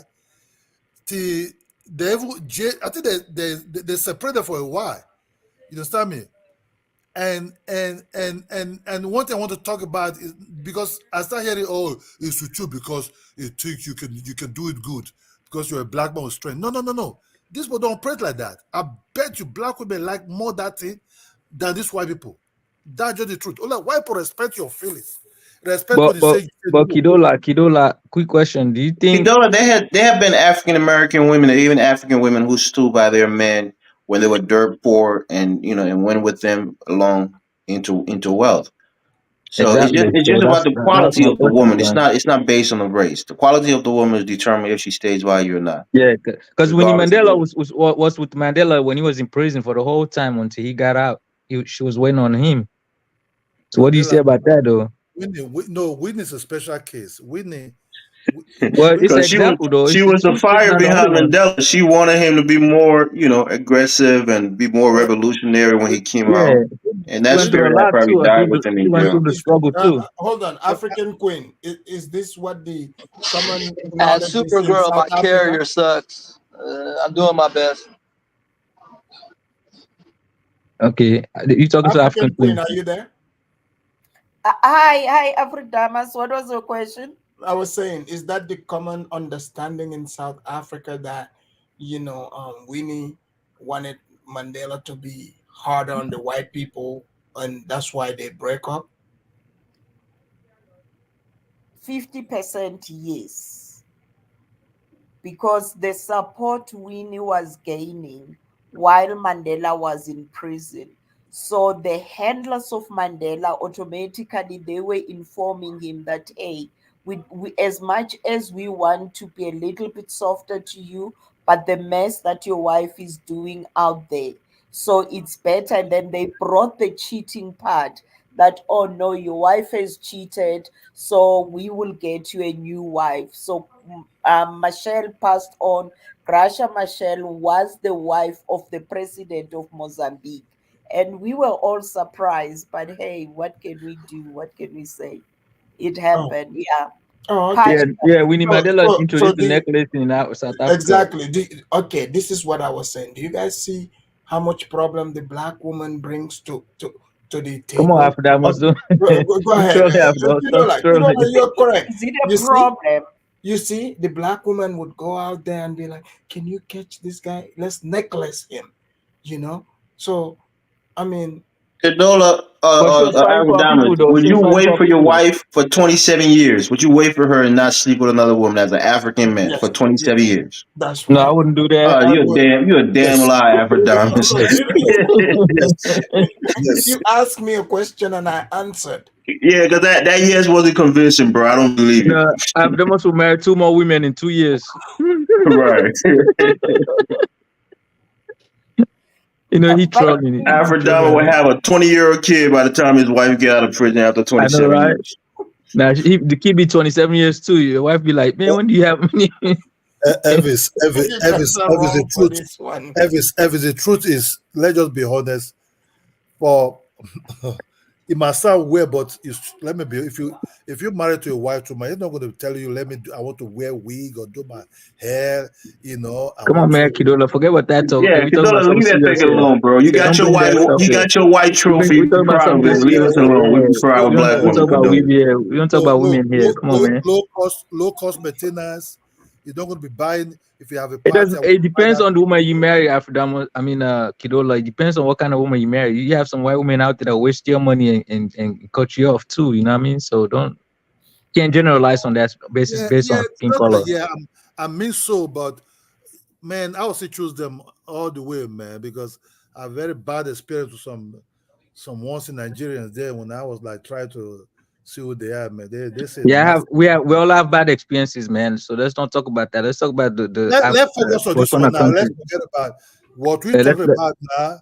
Let's focus on the country we're talking about. Let's study have this Botswana, how they get to where they are, so how we can get there. Hold on. Let me read this. Abiola, thank you for the super chat. He said, "Why my monkey looking trying to get in Europe?" Thank you for the super chat. And this one stood out to me. I can fire. I see that I can fire. Say, Kidola is right for the first time that the Egyptian woman only knew how to make tents. You see, I can fire. Kidola never said that. I can fire does not like, the North Africans. Kidola, did you accuse the Egyptian woman, Kwame Nkrumah's wife, of, only knowing how to build tents? I said, you see, I can fire only agrees with you when he thinks you are hating on the Arabs. Because I talk about the Arabs, I said, you see, Nkrumah was very powerful. Ghana economy was very powerful. That was very, very powerful. Nkrumah did really invest in education in Ghana, but he didn't invest. That money was given out to the North Africans and that's why Ghanaian people didn't really like him. You understand me? So out of the blue, he was giving out this money. They was also negotiating from a wife from I forget his name. The guy looked like a communist man. You know, who? He was there inside the 50s before Sadat. You know, it was negotiating wife from that man's hand. And that's how the whole thing now becomes sinister. And Nkrumah did understand that Egyptian, North African doesn't like black people. They have a name from Morocco, Egypt, Tunisia, Algeria, even Libya. They have a name they call Africans. You understand? But because he was powerful, he have power, money. That's why that not Egyptian woman run after him. But it's not the case, Kidola, because Yaya Jammeh married one too. Yaya Jammeh has a North African woman. Mixed. She was mixed, right? But she looked like she Arab woman though. Yeah, that woman have a black Guinean and Moroccan. So okay, that's almost black. But the other one, Nkrumah brought in, it was with money and she's an Arab mortician. That is the downfall. That what actually contributed to the downfall of Nkrumah. It wasted a lot of Ghana money outside of Ghana. That's why Ghana become broke. You understand me? But you see, Kidola, the Ghanaians are saying that you are hating on Nkrumah as usual. You guys have a plot. You're jealous of their, leader, and now you just want to tarnish their image. No. The only problem Nigeria have with Nkrumah is including the North Africans as part of the whole package. You understand me? And carrying that so-called AU to Ethiopia. You understand me? Because we didn't want that to be there. We were very But scared of this. Kidola, you never answered this part too. Also, how come the Pan Africans don't promote the Botswana idea? How they became rich? Producing, selling their cows, they selling their resources. They control. They control everything. They make their own deals. They make their own How diamonds. come They the cut their Pan? own diamonds too. Because that's what the Pan African, Because agenda is supposed to be. yeah, because you see, right? Botswana does not fit into their picture. What they want to sell. Because South Africa, they will say, "Oh, we feel South Africa," because the South Africa, they think all South Africa have the same mind. Now they're going there now. That's where they will find out that South Africans, Well, did you blacks. hear the show yesterday? I played I saw it. I the saw South it. African ladies. The South African, some of them say they don't want the blacks to come in. But I'll do another show on that maybe Okay, tomorrow. I Oh saw no, it. they say FBA. They didn't say blacks. They say FBA, FBA. yes, FBA, yes. So Yeah. you see, that's what I said in one of your show. South African and these Black Americans are not the same, but the Black Americans want to tie themselves into this civilization, into this. South Africa look very beautiful. It look like Europe or something. They want to tie themselves into the Black South Africa type of people. Say, "Oh, we all want white people oppressors." I said no, because the South Africans still have their villages, they still have their languages, they still have their where they're coming from, their roots. You understand me? So they can never really feel the way you feel. Yes, you might be oppressed by the same type of white skinned people, but their own type of oppression is different. They didn't lost their languages and they're still busy, coming out of that. So even typical South Africa said, we don't even want to talk bad about white people like that, because in a way they're not just being trained like that to be heavily victim continuously. I reset it. You understand me? So the black Americans or FBA and Black South Africa don't really rhyme. Black South Africans still have the mindset of a typical Black African, like Zimbabwe, Mozambique, Swaziland, Zambia. Botswana. So their mindset is still like that with their culture. You can change that one. They pay dowry in South Africa. If you want to marry to a Black American woman, you don't need to pay dowry. Just come with your whip, come with some cognac, and if you're lucky, you can come with pancake and sugar straw on it, and play the soul train. James Brown. Let's dance. Everybody start dancing. Wait, but South Africa in the cities, do they practice dowry there? Let's ask The African people. entire country. Oh, You can't okay. So you guys are still fully African. So does the whether colors it's do in that the too? The color township people? or in the rural area, if you want to propose to a girl, you need to start by sending a letter to their family, and thereafter the cows. But now they don't use cows. In KwaZulu Natal, they still use cows, but in the township, and then it's money. And the other thing that I want to say is that Botswana, nobody can say that they are completely free. Are you guys aware that there is a US military base in Botswana? Yeah, but that their government, it's not like they're occupied. They allowed it to happen. They I welcomed them. thought the only U.S. base was in Ethiopia, Djibouti. Nah, No, US got bases all over Africa. They have one in Ghana too.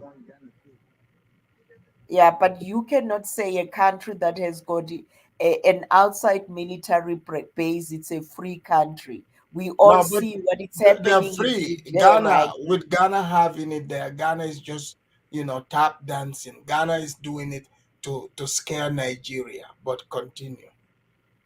And that's Yeah.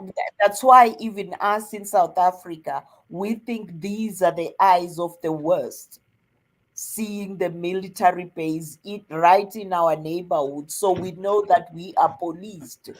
We can So never say everything is far so when you it guys comes don't consider Botswana as being free? 100% free. No, there's no African country that is free, Afridamas. If we But African Queen, just to push back a little bit, right? Because the US got bases in Japan, they got bases in Germany, they got bases all over Europe too. So would you consider this country free as well? no, Okay. Look, the entire war is over the imperialism of the United States military.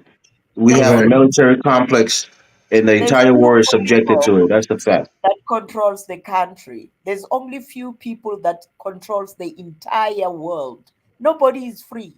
Whether you're black, white, maroon, or pink, nobody is free. We can just fool ourselves and say we are free. Nobody is free. If you take you do a state a case study with DRC Congo, and then that's where you will understand that no matter what happens, how many countries send their military to go and protect there, nobody is winning. It's happening even here in Mozambique.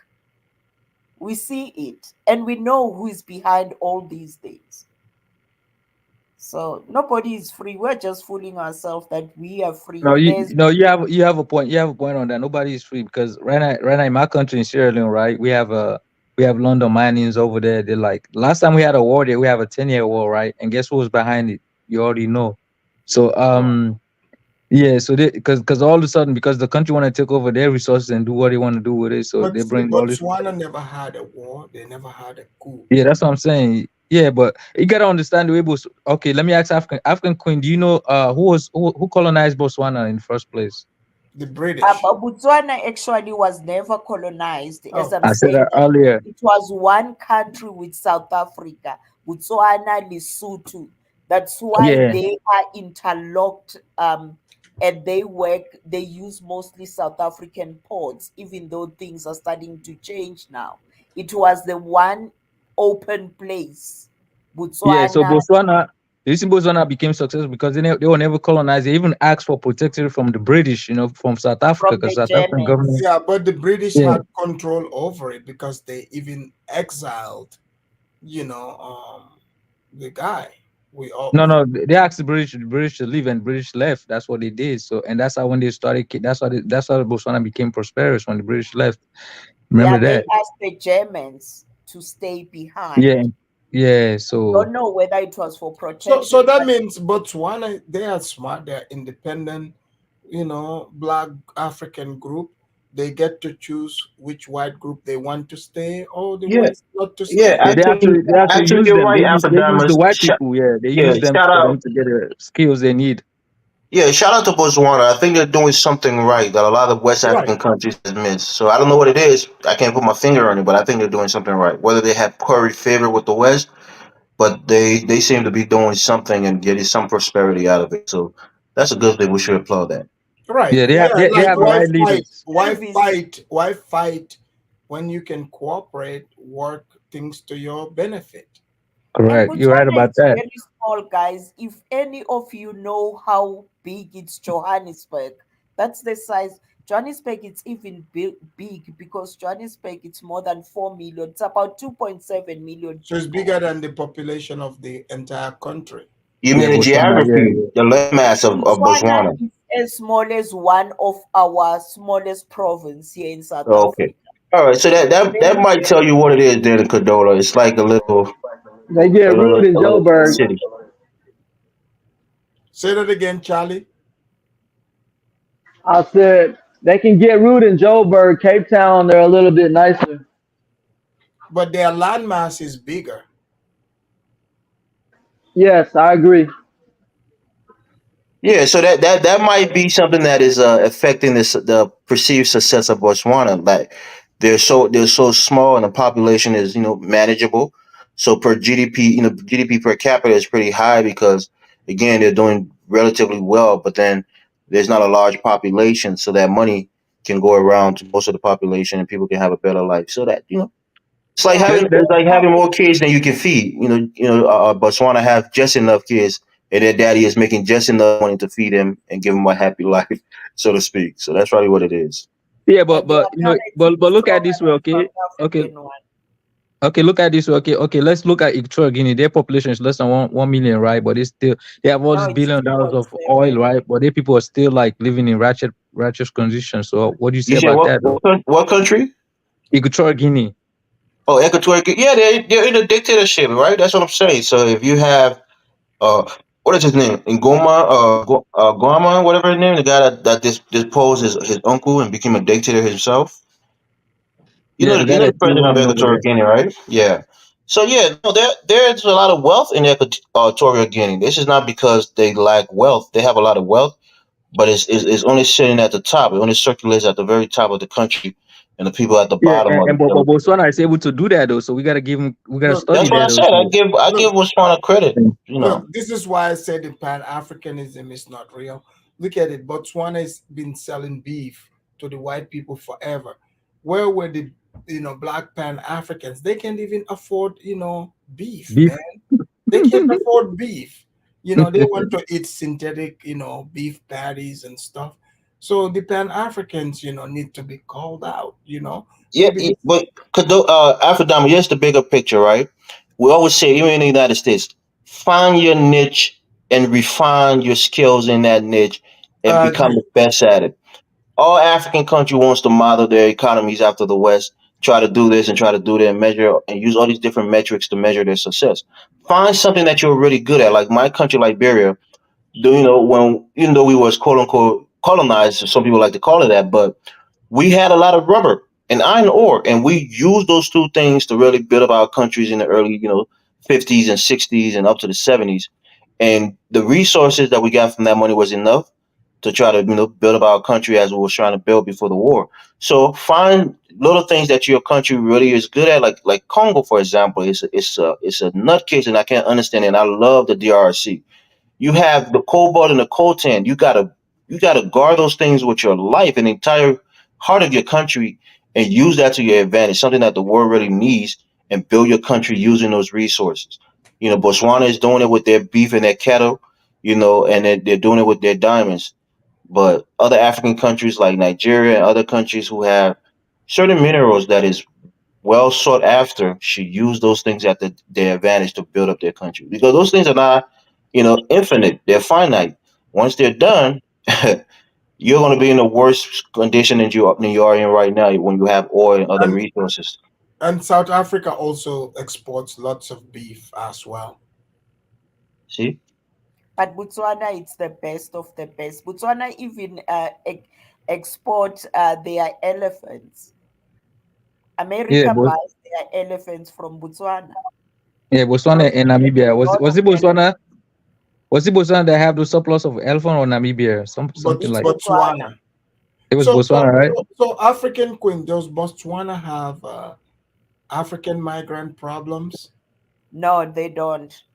How come the Africans don't go there? They Because don't know there's about them. Is it not as developed as South Africa on the Hold on, face of it? hold on, hold on. Let her tell us. Why? How come they don't go there? They still have death penalty there. You do your shenanigans, you get hanged. Wait, if you do what? You do anything wrong, and you can't even speak Setswana. Just like the U.S., we got the death penalty. We just killed somebody.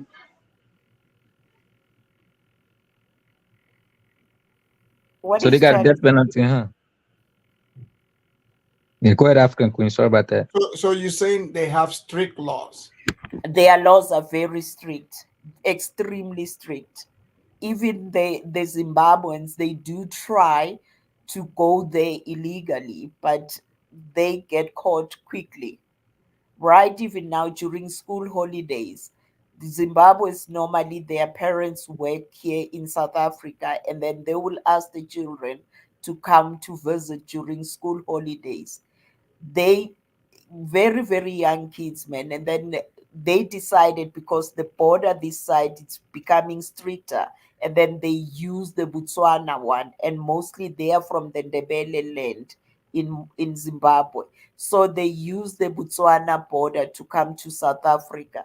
They got caught, and those kids were in detention So for a long time. they don't have Nigerians there?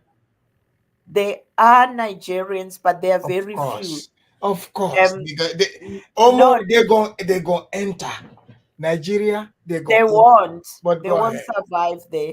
Few. No, it's Nigerians there. Actually, it's successful Nigerians there because I seen them Yeah, there. we won't have the Nigerian slander tonight, It's Afrodamus. look, why do you think it's slander? Because see, this Because news not is all going. Nigerians are criminals. Like somebody is saying, there are successful, But law-abiding hold Nigerians on, living hold in on. Botswana. Who said anything about criminality over here? No one is saying that. Who said anything about criminality? Because African Queen was about to go off on them. That's what it is. No one is. Why are you putting words in my mouth? Did I I say can see that. anything? No, I all can I'm see saying you ready is to go off on Nigerians. You know what I mean? because the economy. Wait, when people hear the economy here, when they hear the economy before they jackpot, we want them to know the laws. Okay, so I'm just here giving the news. No one is talking about no criminality over here. No, But there are very few Afridamas. You can count them. Afrodamus, you give it And where Africa do Queen. you find them? Africa Queen have problem with Nigerians. I don't know. Look at that. I don't know if they Kidola, give you her see back the the love. Kidola, you see the I FBS don't. security. Kidola, you see the FBS security trying to capture the Africans right there. That's the You know FBS where security. somebody find the Nigerians in Botswana? See, It's only I got it. I got FBA right here, man. I got FBA right here. yeah, FBA trying to catch the Africans. You see that? Oh, you cold for that? No, I ain't trying to. No, I don't I'm go out good. like that. See, Yeah, I try to catch everybody who's in the wrong. that's true. That's true. I'm just Yeah, messing with they you. come in all colors. Okay. That's right. See, All I'm just right, messing I with got to do my route. All right. you. Right. Okay. That he like that. He's a Afrodamus, child trying to get me, trying to get me in let's trouble. Africa Queen Hi, have Ola. eaten bad jollof rice from Nigeria's hand. So since then, Nigeria become our problem. Tell me why you have problem with Nigerians. Is it the bad jollof or what is going on, Africa Queen? Rephrase your question, Kidola.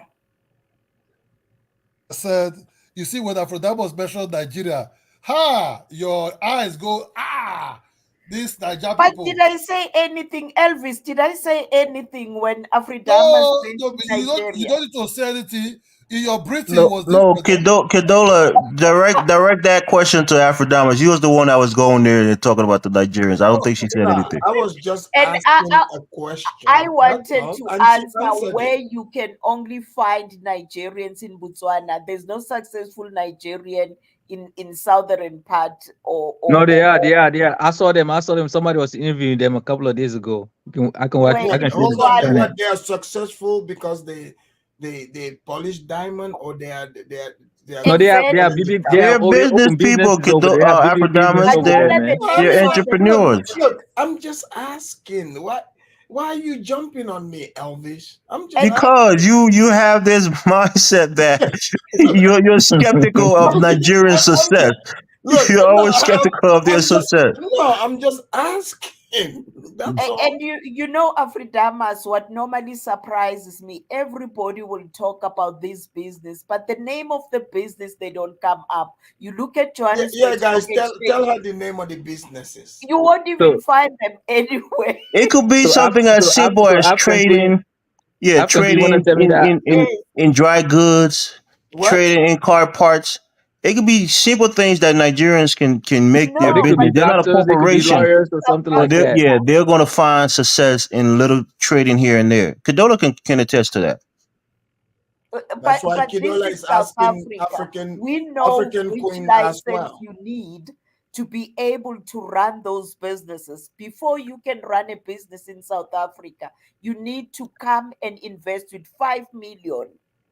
No. African Queen. We're not talking about South Africa. We're talking about Botswana right now. You know what I mean? So Okay, in I Botswana, think where Botswana you isn't find where Botswana I tighter. have met Hold a on, isn't Nigerian Botswana tighter than South Africa? yeah, it Botswana, is. yes. According Yes. to her. Yeah. Yes, it is. That's why you can't find Nigerians there. I think the South Africans are jealous of Nigerians because everywhere you go in the world, you see Nigerians successful. You know what I mean? So I think they're jealous of But that. what is the success? Success. You can everywhere you go in the world, you see Nigerians doing good business. You know, you Yeah, go to a lot China of right you now, know see a lot them. of Nigerians are doing You know, well. They get to education or they're yeah, entrepreneurs. don't They're doing well. In you can Africa, You acknowledge know, them. sometimes We have to what is acknowledge when is somebody is easy doing powder. good. can be poisonous Okay, to okay, me. Africa Queen, powder. That's what you want to hear. It's powder. Yeah, That's what this is powder. You want to hear that, all right? yeah, they're Yeah, successful in I'm that sure too. there's some of them who are engaging in selling powder, the cocaine and whatever. But there are a lot of them who are good people, went to Africa, school or Yeah, just have Africa a Queen, pension for doing business and they do well. We do We have can't deny that. doctors in South Africa that Africa, are Nigerians. Africa, can I ask Africa Queen something? Africa Queen, have you ever met a Nigerian person really? That you and him discuss, eat together, talk, or you are friends? Have you No, ever? Okay, no. okay. Because you But see, I do have two ladies hmm that are Nigerian, hmm Ify and Uzo. Those hmm are people that I have sat down and liaised with them hmm who are from Nigeria. hmm So yeah, that's okay, what he You asked you see, earlier. hold on, guys. You see, a Ghanaian man have answered. Kidola, what do you think about what the Ghana man said? And also, okay. Kidola, the Ghanaians are denying that they don't have US base. Are they trying to deceive? You know, Yeah, they do have Kidola, US base. No Kidola, lying. Kidola, Kidola, you see what the Ghana man say? Success for being scammers. you see, Ghana man know how to hide. Ghana, but even in South Africa, Ghana man know how to hide under the Nigerian's back, and even when he's doing the thing, he'll be hiding there. You understand me? So So Kidola, but Kidola, Zango, Nigerians can't scam their way to success in the US, and there's a lot of successful Nigerians in the US. So that's not true. so even England also. But so wait, Elvis, you saying people cannot, are you trying to argue that people cannot scam their way to success in the US? No, what I'm what saying about is like the kind of scam that he's talking about, the 419 scam, Well, is Kamala usually like Harris the did it. Kamala Harris is doing it. Afrodamus. I'm not but going to what go about there. Tinubu? What Stop it. about Tinubu? Tinubu is one in the US though. But I understand Man, that you he guys was smoke for also Nigerians all the accountable. time, man. Leave Nigerians alone, man. So the African Queen is very happy with this because this is they just brought Nigerian African Queen. This is her birthday now. Yeah, Eh, she was happy. She was happy. She was ready to go off. she's very, very happy. She's very, very happy now. No problem, African But Queen. Kidola, why is the Ghana people supporting the South African and your neighbor with Okay, Because the closer you? they're jealous of Nigerians, man. Nigerians are kicking their butt in African every metric. You know, Nah, but if I But don't but look at Ghana. Ghana will say, Elvis, "Oh, even I'm making Zimbabwe of says we are jealousy of them. So immediately when your neighbor that is sleeping starts them." saying you are jealousy of them, you need just to ignore them. No, but Zimbabwe Afrodamus, it's it's tangible. It's tangible that success in Nigeria is more than the success in Ghana. Nigeria Afrodamus. is a I far don't want bigger to, I country, don't, I don't want to But hear But from why Elvis, you. don't more you Elvis, need developed. Elvis, success and Elvis, go and Elvis, roam you see, around for where you Liberians, out? there's more Ghanaians that Ghana took more Liberians. Why are you hating on Ghana? I'm not hitting on Ghana based on some kind of personal feeling. I'm talking about empirical facts, right? The data prove that Nigerians in the country Nigeria is more successful than Ghana is. Isn't the Ghana But how do you cedi more measure that valuable than success, Naira? Elvis? No, Afrodamus, you get it wrong. There are a Oh. lot of Liberians in Nigeria, but because of because they can blend into the accent. The longer you stay, they blend in.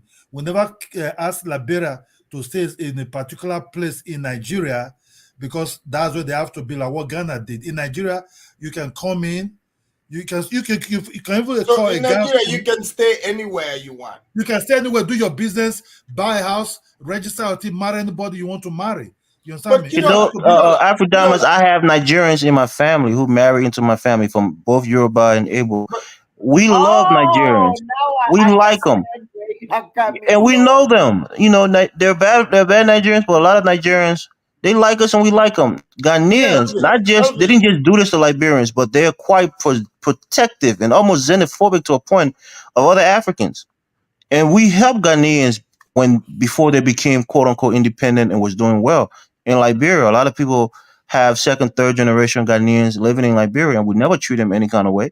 But or like Michael like Black. Kedola was saying, They treated us like our people were in a zoo for many years. They were living in squalor, could never integrate, or it was very difficult to integrate into the larger society. And like Kedola was saying, Liberians can go to Nigeria and have a decent life and integrate with the people, speak their language, and become part of Nigeria. And they're not Anybody looked can at go to as foreigners. Nigeria. Very welcoming though. Nigerians are very welcoming. Yes, so They that's got why we that. love Nigeria globally on the continent. On the continent, we like them because they We have have their a lot bad of them in people, Sierra Leone too. We but have a they're lot of them over welcoming there. and they love their African brothers. They're never Elvis, xenophobic to other people. Elvis, you see what Yeah, the Ghanaian Zongo, aren't you being ungrateful? He said, tell Zongo to come on the panel. he can hear you. He's No, let scared. him come Zongo on is scared because today.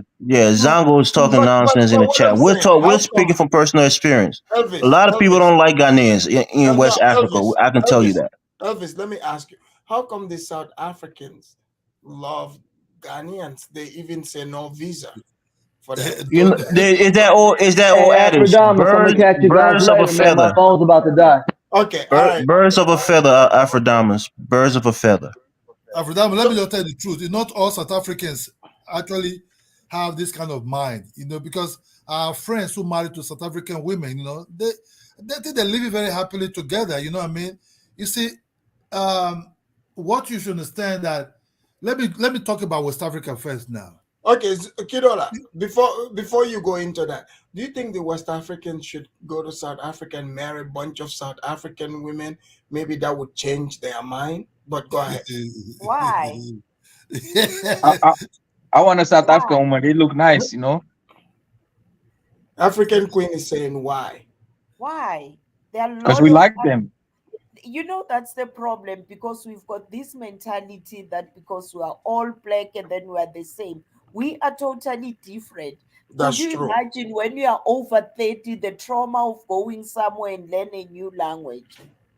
At least your neighboring countries. No, they speak English in Nigeria. They speak English. South Africans speak English. Have you heard the Nigerians that we have here who are speaking English? You can't even understand. Instead, you freeze and get scared because they are so loud. You don't know whether they are fighting or swearing at you. Oh my gosh, man! No. Look, Elvis, don't discount the woman's experience. Let's hear. Is that your experience too, Afrodamas, with Nigerians? I'm not. That's how we are, though. I'm a man. Okay. So Nigerians don't frighten you when they talk to you. Afrodamus, the Nollywood. I mean, Nigerians. I know I'm cool with them. Afrodamus, the Nollywood Santa we watch, right? You see that those all people acting that Nollywood, the all Nigerians is lie. A lot of them from Liberia, Sierra Leone. I think there was one Botswana woman that came to that. And don't forget Jamaicans too. Jamaicans talk loud as well. So Nollywood. Jamaicans are from Nigeria. Most of them. Nollywood, you see, sometimes you watch Afrodamus, most of them come from over West Africa. You understand me? Most of them. You know what, Kidola. But imagine what he just said, Kadola. You think that's possible in South Africa? Hold for on. other Africans to go there and be a part of their entertainment industry? Hold on, guys. Hold on. Kidola, you said something, right? You're right. I think, was it 2 days ago? I saw like this TikTok video. I didn't know this. There was like some of the people in your Nollywood, they are Gambians. One of the actors, they were giving him an award in Nigerian movies. He's Gambian. Yeah. That's what I'm telling you. That's what I'm telling you. They welcome all Africans to be in their industries, unlike some other countries that we know who are so protective of their country and don't want other Africans to be a part of their nation. That's why we love Nigeria. Hold on. Let me read this. Flavors of the continent. I'm guessing, Flavors, you guys know, is Ghanaian. Flavors said, these clowns are just Ghanaian haters. Ghanaians are the most liked everywhere. Okay, if that lets you sleep nice at night, you can think. Hold on. My favorite biology teacher, to be honest, in high school throughout, was a Ghanaian. Maybe that's why I become so good in science. But my favorite teacher was a Ghanaian. Ghanaians have their own, area, Gambia, called Ghana Town. They have Ghana Town there, but they do have Nigeria Town too. They don't call it Nigeria Town, but it's area with a lot of Nigerians. But Yeah, Even here African, let me in ask you this South question, Africa, okay? our When you best African lectures came from Ghana. So Ghanaians, not to say maybe we want to pat their backs, well behaved, well mannered, very respectful. You'll never find a Ghanaian screaming on the street, or either they said they caught a Ghanaian selling powder. Ghanaian, not Ghanaian, So wait, Ghanaian. so Kidola, hearing this that the South Africans love the Ghanaians and the Ghanaians are not committing problems. They I are think not. I think once you understand when you talk about scamming, whatever they want to talk about, you have to ask the Ghanaians what is called their Sakawa boys. What are they doing? You understand me? But The Ghana, they want to Sakawa, talk about isn't the the Sakawa. Sakawa boys and they?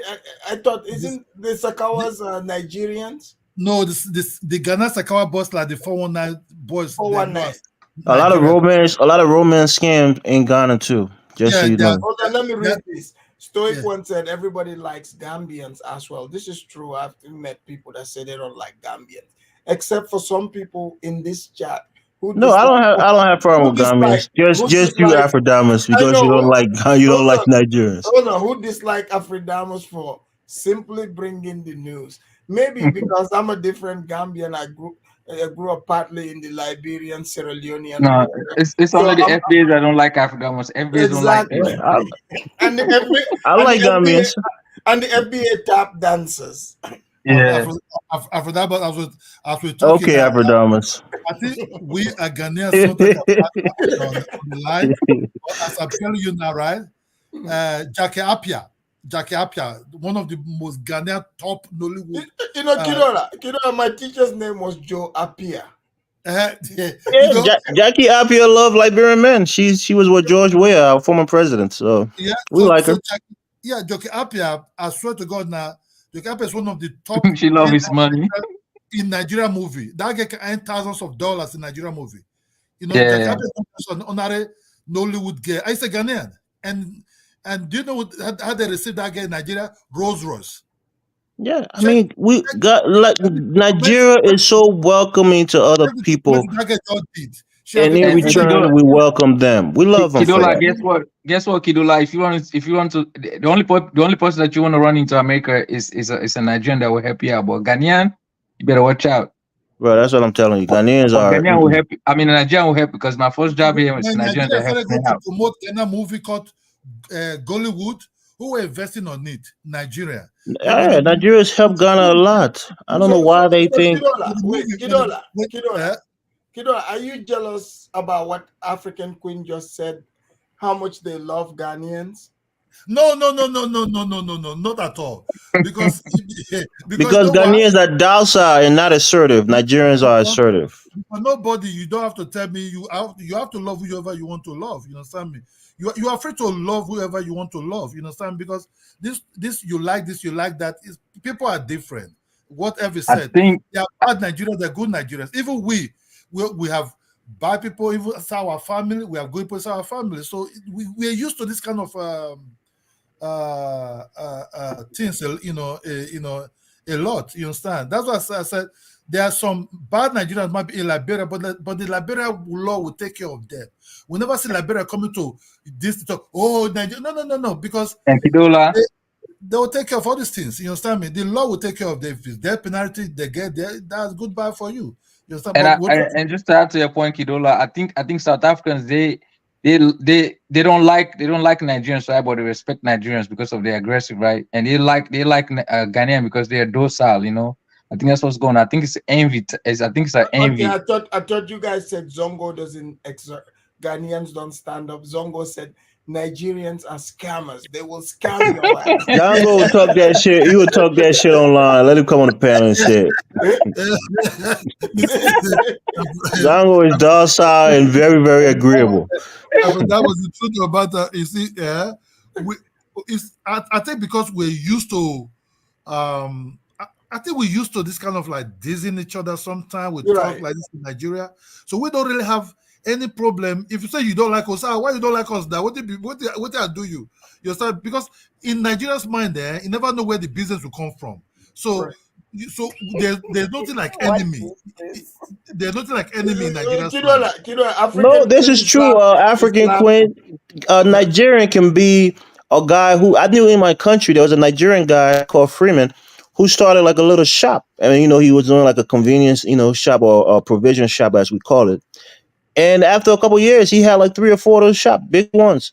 So that guy was a regular person who came from Nigeria, But Elvis, started a how little do you know? business. Elvis, what if he was a scammer? Did he Oh know? man, I mean, the that's what I Ghanaians. keep saying. You keep assuming and you try to equate their success that they're scammy or doing something No, it's illegal. The They're Ghanaians know that. entrepreneurs. They're industrious people. So I, Nigerian soldiers that went to Liberia for ECOMOG, I can tell you, some of them, a lot of them didn't come back anymore. I'm just telling the truth. Yeah, we lost a lot in Sierra Leone too. They didn't come back. They just I've said they met like them. it. They But like it Kidola, there. Kidola, are you the other day I heard a video, Ghanaian, I don't know if they've been talking to South Africans, but they are also saying it's coming. They want to kick Nigerians out of Ghana. They said they are tired of And Afrodamas, we have a lot of Ghanaians, people Nigerians who are children of Nigeria in our government to this day. We have names like Akinsaya, we have names, our foreign minister Elvis. was of Nigerian heritage. So we love Nigeria and Elvis, how we come incorporate them into our society. I Elvis, how think come you our don't want to hear what experiences are African Queen had different. to say? No, she can go ahead. I just want to make that point because Let me hear. Let's us hear you, African Queen. I think people are having different experiences. I hear Ola when you say they are Nigerians that are who are entrepreneur, having businesses which we don't know what the names of the business are. And then, but now, if you have listened, most of the Nigerians that were interviewed, because you guys were celebrating 64th birthday anniversary of Freedom Day, democracy, whatever they call it, you were celebrating, who are here in South Africa. They were interviewing them. They were all over our news media. Believe you me, most of them, they want to go back home. When they ask them, why don't you go back home if you want to go home? They're like, no, but we know at home it's even worse because right now, as they are celebrating, people are queuing for a loaf of bread. Could you imagine? Okay. And then Yes. here in South Africa, they are saying they can't find jobs. Yeah. They You see, they let me can't explain. do- You see, Africa Queen. Yes, you're right. There's some mismanagement from the corrupt. You see, Nigeria never hide their pains. We voice it a lot. If you check Nigeria, this YouTube, is Nigeria making noise about their government? Never hide their pain. We never ashamed of what we're passing through. We'll say what it is. You understand me? And we don't sugarcoat anything. You understand? So if you hear some of this, it was that loaf of bread. You see, it was a local district that somebody in what I don't know if you will call local district, like a small district, a politician went there to start buy vote to say, oh, they're doing something, started giving bread to women. It's like a street. You understand me? Which was very shameful. Even some Nigerians, they say, how can you be doing this? When you're supposed to repair the economy, you start want to be giving palliative and all these things. You understand? Their day is slowly coming. They just did an election in Port Harcourt. They wanted to play game with the police. The police withdraw. Still, the people still went on a safe election. Now, if that thing can be repeated, now the police, it will be useless in Nigeria.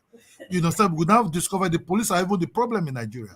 You understand me? There was no riot, no fighting. Everybody vote well. There's a big mismanagement of Nigeria economy, especially the last administration that just left. I can't really not blame only Tinubu. Nigeria, Kidola, the entire Africa. All So- presidents in Africa, they are corrupt. No one that comes clean. They are all corrupt. Nigeria one is worse too. We don't know anymore. Nigeria one is very Yeah, worse. but I you don't must know what to do, remember eh? all the king and queens comes from Nigeria. They are the giant in everything, even in corruption. I hear you. I hear you. So you want those boys? You want those boys in South Africa? I don't know what they're doing there. Back in the, I don't know. Sometimes when you think people will not have it good, they have it good. Not just the truth. They just have it good. Hold on, hold on. Some people have been leaving, chats for super chats for Elvis. I think Flavors of the Continent Ghanaian said Elvis, the Nigerian, the ICK writer. Thank you for the super chat. Okay, let's keep on going. Afrodamos, Elvis said he have cousins. You have cousins who are Nigerians. Do you want him to hate Nigerians? But Kidola, Ghana, what Ghana did, that Ghana took in a lot of Nigerian refugees. Nigerians even stabbed Charles Taylor in the back. He wants to fight over Sanjo when he sees him. This is how pissed off he is. And Elvis is being ungrateful to the Ghanaians. Not true, Afrodamus. You don't know how many Nigerians sacrificed their life in I Liberia know and this. died. They fought in Ecomac, and they came to Freetown. They came to Kono. I've seen it. Yeah, they sacrificed. The Ghanaians, the Gambians, the There Burkina were Faso. A Gambians. lot of There were them left. They Gambians left early. there. They got tired of the war and they left. And the Nigerians stayed there. They talk And they're still in run, right? Obasanjo, and I'll give Tama Mbeki this too. He helps to foster peace. Mbeki from South Africa, but mainly Obasanjo was really instrumental in getting Charles Taylor to leave. They convinced him to go to Nigeria for the sake of the Liberian people. So we appreciate Nigerians. I can never hate them. They And show love Elvis, and brotherhood to let's us. So we love them for that. Yeah, so Nigerian boys are doing business with Chancellor's wife. I don't know what they're doing business with that woman. So Nigerians respect Chancellor a lot. Honoring Nigerians, so I'm not talking about what Obasanjo did. Really, okay, we know it dealt with us there. You understand me? But we like him. We just God, this guy is tough. You understand me? Even the Nigerian soldiers that fought him said he's a ruthless guy. I have a friend that went there, that fought in that battle. He said that guy's a ruthless guy. You understand me? But he never really disrespected the guy as one kind of a name or anything. No, but everyone that went to Liberia that fought there did not disrespect Charles Taylor. That's a fact. Yeah. He's a very ruthless guy. The guy said he's ruthless, but Nigeria have to come. But Ghanaian soldiers were there to save in Liberia. No, Ghanaian soldiers was treacherous. They did a lot of backdoor dealings and got a lot of people killed. Flavors of yes. Ghanaian soldiers did. There was a Ghanaian commander called Poino. Yeah, Poino did a lot of terrible things, and his name is infamous in Liberia. Afrodamos, the truth of the matter is, I think the Ghanaian military disappointed Nigeria when they were there. You see, the Ghana almost run like administrative things in Liberia. If you talk about the field battle with Nigerians, especially at the airport, and went in. Nigeria don't want Samuel Doe to die. In a way, they came there to protect him in a way. Yeah, he was very close friends with what is his name? The former dictator, General, not Abacha, the one before his Babangida. Yeah, he's very close friends with him. Kasim said, I heard Somalis also took in Liberians like. No, that's true. A lot of Liberians are in Mogadishu right now. Get the fuck out of here with that comment, man. No, but people who were most affected, was it the melanin people? Because I understand that in Liberia there was the American Liberian side. Yeah, those are the Black Americans, though. Yeah, the blacks when they are enslaved the Liberians. They didn't enslave us. The blacks were colonizers. Yeah, they didn't enslave us, but the war mostly was a tribal war. So it was two big tribes. My tribe was one of the the tribe of Samuel Doe, and another tribe that is a formidable tribe too. That Samuel Doe had committed atrocity against that tribe, and they ethnic group, I should say, and they came back, and Charles Taylor used them and mobilized them against Samuel Doe, and they committed atrocity against my people. So it wasn't against the American Liberians. The American Liberians only make up about 5% of the entire population of Liberia. They're a very small group of people, so they weren't targeted. They got the coup happened. They were removed from power. Their hegemony was brought down, but they weren't targeted for extermination. Because they hated them. It was just mostly a tribal war. When all wounds opened up because Samuel Doe was going after the Gill people from Nimba, which is bordering his county, we're like we have a frenemy kind of relationship. We marry each other, but there's always that underlying tension between the two groups. So it was really a tribal war. It wasn't against the American Liberian. We wanted them to get. We wanted to have more inclusion in the political system of the country, the natives. That's why the coup happened. But the war wasn't because we wanted to kill them. But they supported the war. They wanted to get power back through Charles Taylor, who is half American Liberian and half Native Liberian. So a lot of American Liberians supported Charles Taylor and wanted him to remove Samuel Doe, who brought down their government, and felt like they wanted to revenge, Yeah, but yeah, their David, president. but that's what Nigeria do. See, Nigeria that when they actually didn't know the differences really. They just okay, Liberia. Okay, they know there might be different tribe there, but I think Nigeria didn't really understand what actually was going on there when they came in there. They just said, okay, let's stop this fight because even before that, there was this cool guy in Sierra Leone called Momo. I forget if it's Julius Momo. Joseph No, Momo, yeah, Joseph Momo, Joseph Simon Momo. Joseph Momo. Yeah, that was the Oh, they taught president us, back then. yeah, they taught us about Joseph Momo a lot in school when we were in school, the president of Sierra Leone and everything. It was cool guy, We sing with all these names when we were in school in Nigeria. So, but I've never really seen Liberia until I was in secondary school that a woman came to preach in my school, but the accent was a little bit different. I was like, wow, this is cool. It's missionary and everything. So Yeah. during that war, I think by Liberia already start coming. Then when they start coming to Nigeria, then Nigeria people like them a lot. The accent, and they will also have this business mind also. So you cannot just keep people who are very productive. You just have to keep them in a camp. Hell no. So the Nigerian people, they come in, they're doing a lot of them they stay there doing their business. They're And going the thing about it, Kedola, is Ghanaians, when Rawlings took over after Nkrumah left, a flock of Ghanaians came to Liberia. And we never put them in refugee camp. They integrated in our society. They started businesses. Again, a lot of their descendants are part of the Liberian, society in politics. They're in business, So we have a lot of Hold, Apia and Kofu and Kofis in Liberia. We never hold put on, them in camps.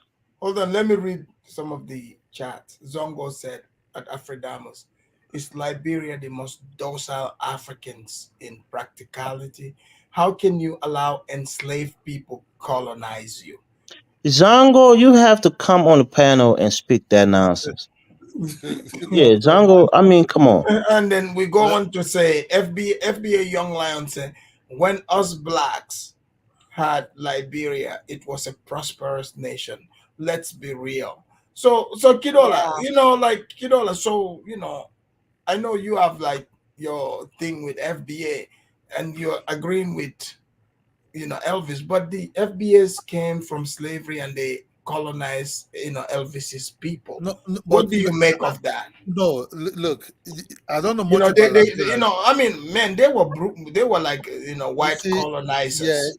They, yeah, but they got people, putting them in hammocks, like, they were literally using the people there like cars, carrying them But around don't on you their think back. that the black Americans, they were used? Because you must remember they left America. I think there was also some differences there. They didn't leave willy-nilly to go to Liberia. Somebody pushed them to go to Liberia so that they can, because Liberia was, I understand, was prosperous during that period. No, So no, they pushed. No, no. no, Liberia was founded on accident. They really was going to Freetown. A small yeah, group that's of what. those people splinter and went down to what is now Liberia. Look, and what Zongo is saying is true. There was prosperity there when the American Liberian ruled Liberia. The main issue wasn't that the country wasn't doing well economically. It was that a lot of the native was not being incorporated into the governing system, which made up like 90% of the population. A lot of them didn't have the economic power that the American Liberian had. So it really was about politics and economics. It wasn't about colonization and all of this thing. Yes, there were some things that was going on against the native that a lot of people saw to be disrespectful, and it was like a class system, right? So yeah, there were some things that happened, but yeah, in terms of economic prosperity, you're right. There was economic prosperity there when the American Liberia was in charge of Liberia, especially And from the the same thing '60s happened. up to the '70s. There's a lot of economic prosperity. That's true. And the same thing happened in Freetown too when they went over there because you got to remember back. You got to remember too. The president that at that time the president over in the U.S. is Monroe. That's why the capital city is named Monrovia. Okay, That's who sent them over there. So they have the government backing of the U.S. back then. So yeah, they were very aggressive against the native. That's one of the reasons why they have the all this animosity against the And, native back and, then. and African Queen, you Yes. hearing this, knowing, because the blacks, they come into South Africa too, and amongst all of us, the African group, they are the only dark skin who have also colonized other nation and enslaved them, put chains They around them. didn't enslave us and they didn't colonize us. Well, They funded they can I funded ask the my country. question? Can I ask African trying to Elvis? instigate. I didn't Oh even my God. interrupt you. Can I ask my Okay, question? sorry, Afrodite, it's your platform. Go ahead. I'm just asking because she's from South Africa and she's very suspicious of the blacks and their colonizing ways. And Oh now man. she's hearing us talk about, No, it's not like we accusing the blacks. They've done it no, in Liberia. Abridamas. We've I seen asked it. Elvis this question because history has I been feel bad twisted for so much. Liberia. So at least when you communicate with a person from that particular country, it's so easy to understand because I will have an idea because I've been spoon-fed. While when you get a person from that particular country who knows their history, it's easy because history it's distorted these days. And I appreciate Elvis at least for giving me that knowledge. Africa Queen, So Liberia was what's very okay? beautiful. Now I saw Liberia on the picture. Liberia was a very beautiful country. I think they look like America with their cars, everything they were driving. One thing the Africa Liberia, they understand, the one that came from United States, West African people are very violent people. They never forgive and they never forget. They will find every means to fight you if they have that opportunity. Sorry, that territory called West Africa is a very aggressive territory. So Yeah. when these people came to You that you would you circle, blame them? no, when they came there, and they have the warship protecting them there. They forget that these Africans actually never really forgive you. If they have the right time to strike you, they will strike you. So it was history, bad history that was being formed, but at least they're not correcting it. And I pray the peace that is reigning in Liberia that will go on like that. They are very beautiful people, the same thing with Sierra Leone also, These are both very beautiful countries. You know that African Americans in Sierra Leone, Afrodamas, the Creole people are are descendants of African Americans. I know, but they didn't colonize. Hold on. Let me Yeah, show because you. the Hold on. British was protecting them. Hold on. Let me show you, African Queen, some of the colonial forefathers of Liberia. Okay, you see this? You see them? Yeah. Yeah. Mm-hmm. You see, their first black African president is this guy here, Samuel Doe. That's So not true. That's not true, Kadola. You don't know our history. Stop it. wait, you see Not this? Monroe You see that? or Monroe. Mm-hmm. You see this one here too? This is some of their presidents. Joseph, yes. Yeah, you see that they Joseph have. Yates was never a president of Liberia. That's not true. You see this one here? That's Charles D.B. King. That's a black man. Mm. Okay, he looks. I mean, he looks Not questionable. that guy, the one before. That's Charles D.B. King, who was president, I think, in 1945 to like 50s or so. Is Salif Johnson is she American or what? The No, lady? she's of she has German blood in her, but she has native Liberian blood as well. Her father is Gola, her mother is German and Kru. So she has. That's why she looks a little different because she has some German ancestry. Okay, that's why she Mixture. was talking about. In a way, she was hitting at like, how can you allow people that 3% to come and rule a country? She said something like when she was in power at one particular point. That was a very beautiful woman, very beautiful president of Liberia also. And in Liberia, since I'm But glad you brought, I think she didn't I'm glad you brought the German ancestry. You know, Oh my gosh, Aphrodamus, you are just a bear poker. You like to poke the bear, man. Did the woman finish her term, Elvis? Yeah, she had 12 years, which is very long. She did well in her first term. Her second term, well, that's when we had Ebola. We had some, corruption scandals, but she and did and well and, in her and you know first what, term. African Queen, we know what's crazy. Even today, there are Black Americans in 2024. They are talking about going to Liberia to colonize it. There's a guy on YouTube. He talks about it all the Look, time. Afrodamas, I was if African Americans want to go to Liberia, we'll welcome them. The only thing is they need to do one thing different this time around. Incorporate the natives along with yourself, and I think we can have a prosperous nation together. We're not against them. They're part of us. Our history is tied with their history, so we don't hate them. Afrodamas, I want to ask you a question. Yeah. Do you think the past will come and haunt us one day? The past of that slave trade, right? Yeah. Do you think one day, because nobody ever Yes. talks about these things? Yeah, no, it is. Yeah, absolutely. Are they coming to haunt us one day? Yeah. Are these people that slave out, right? Are they coming one day to haunt us, or will Right. it be a peaceful reunion? It's No, already for happening. It's already It's happening, already Kidola. It's already happening, happening. Kidola. You already see them ask for reparation, and they also try to shame us for saying we sold them. In fact, they sold each other. These people, because you see the blacks, we can see the blacks and know that they didn't sell each other. Okay, so we Yeah, so we know already even the African Americans to be there, they were sold by Nigerians, and now the very same Nigerians Oh my God! that are warheads.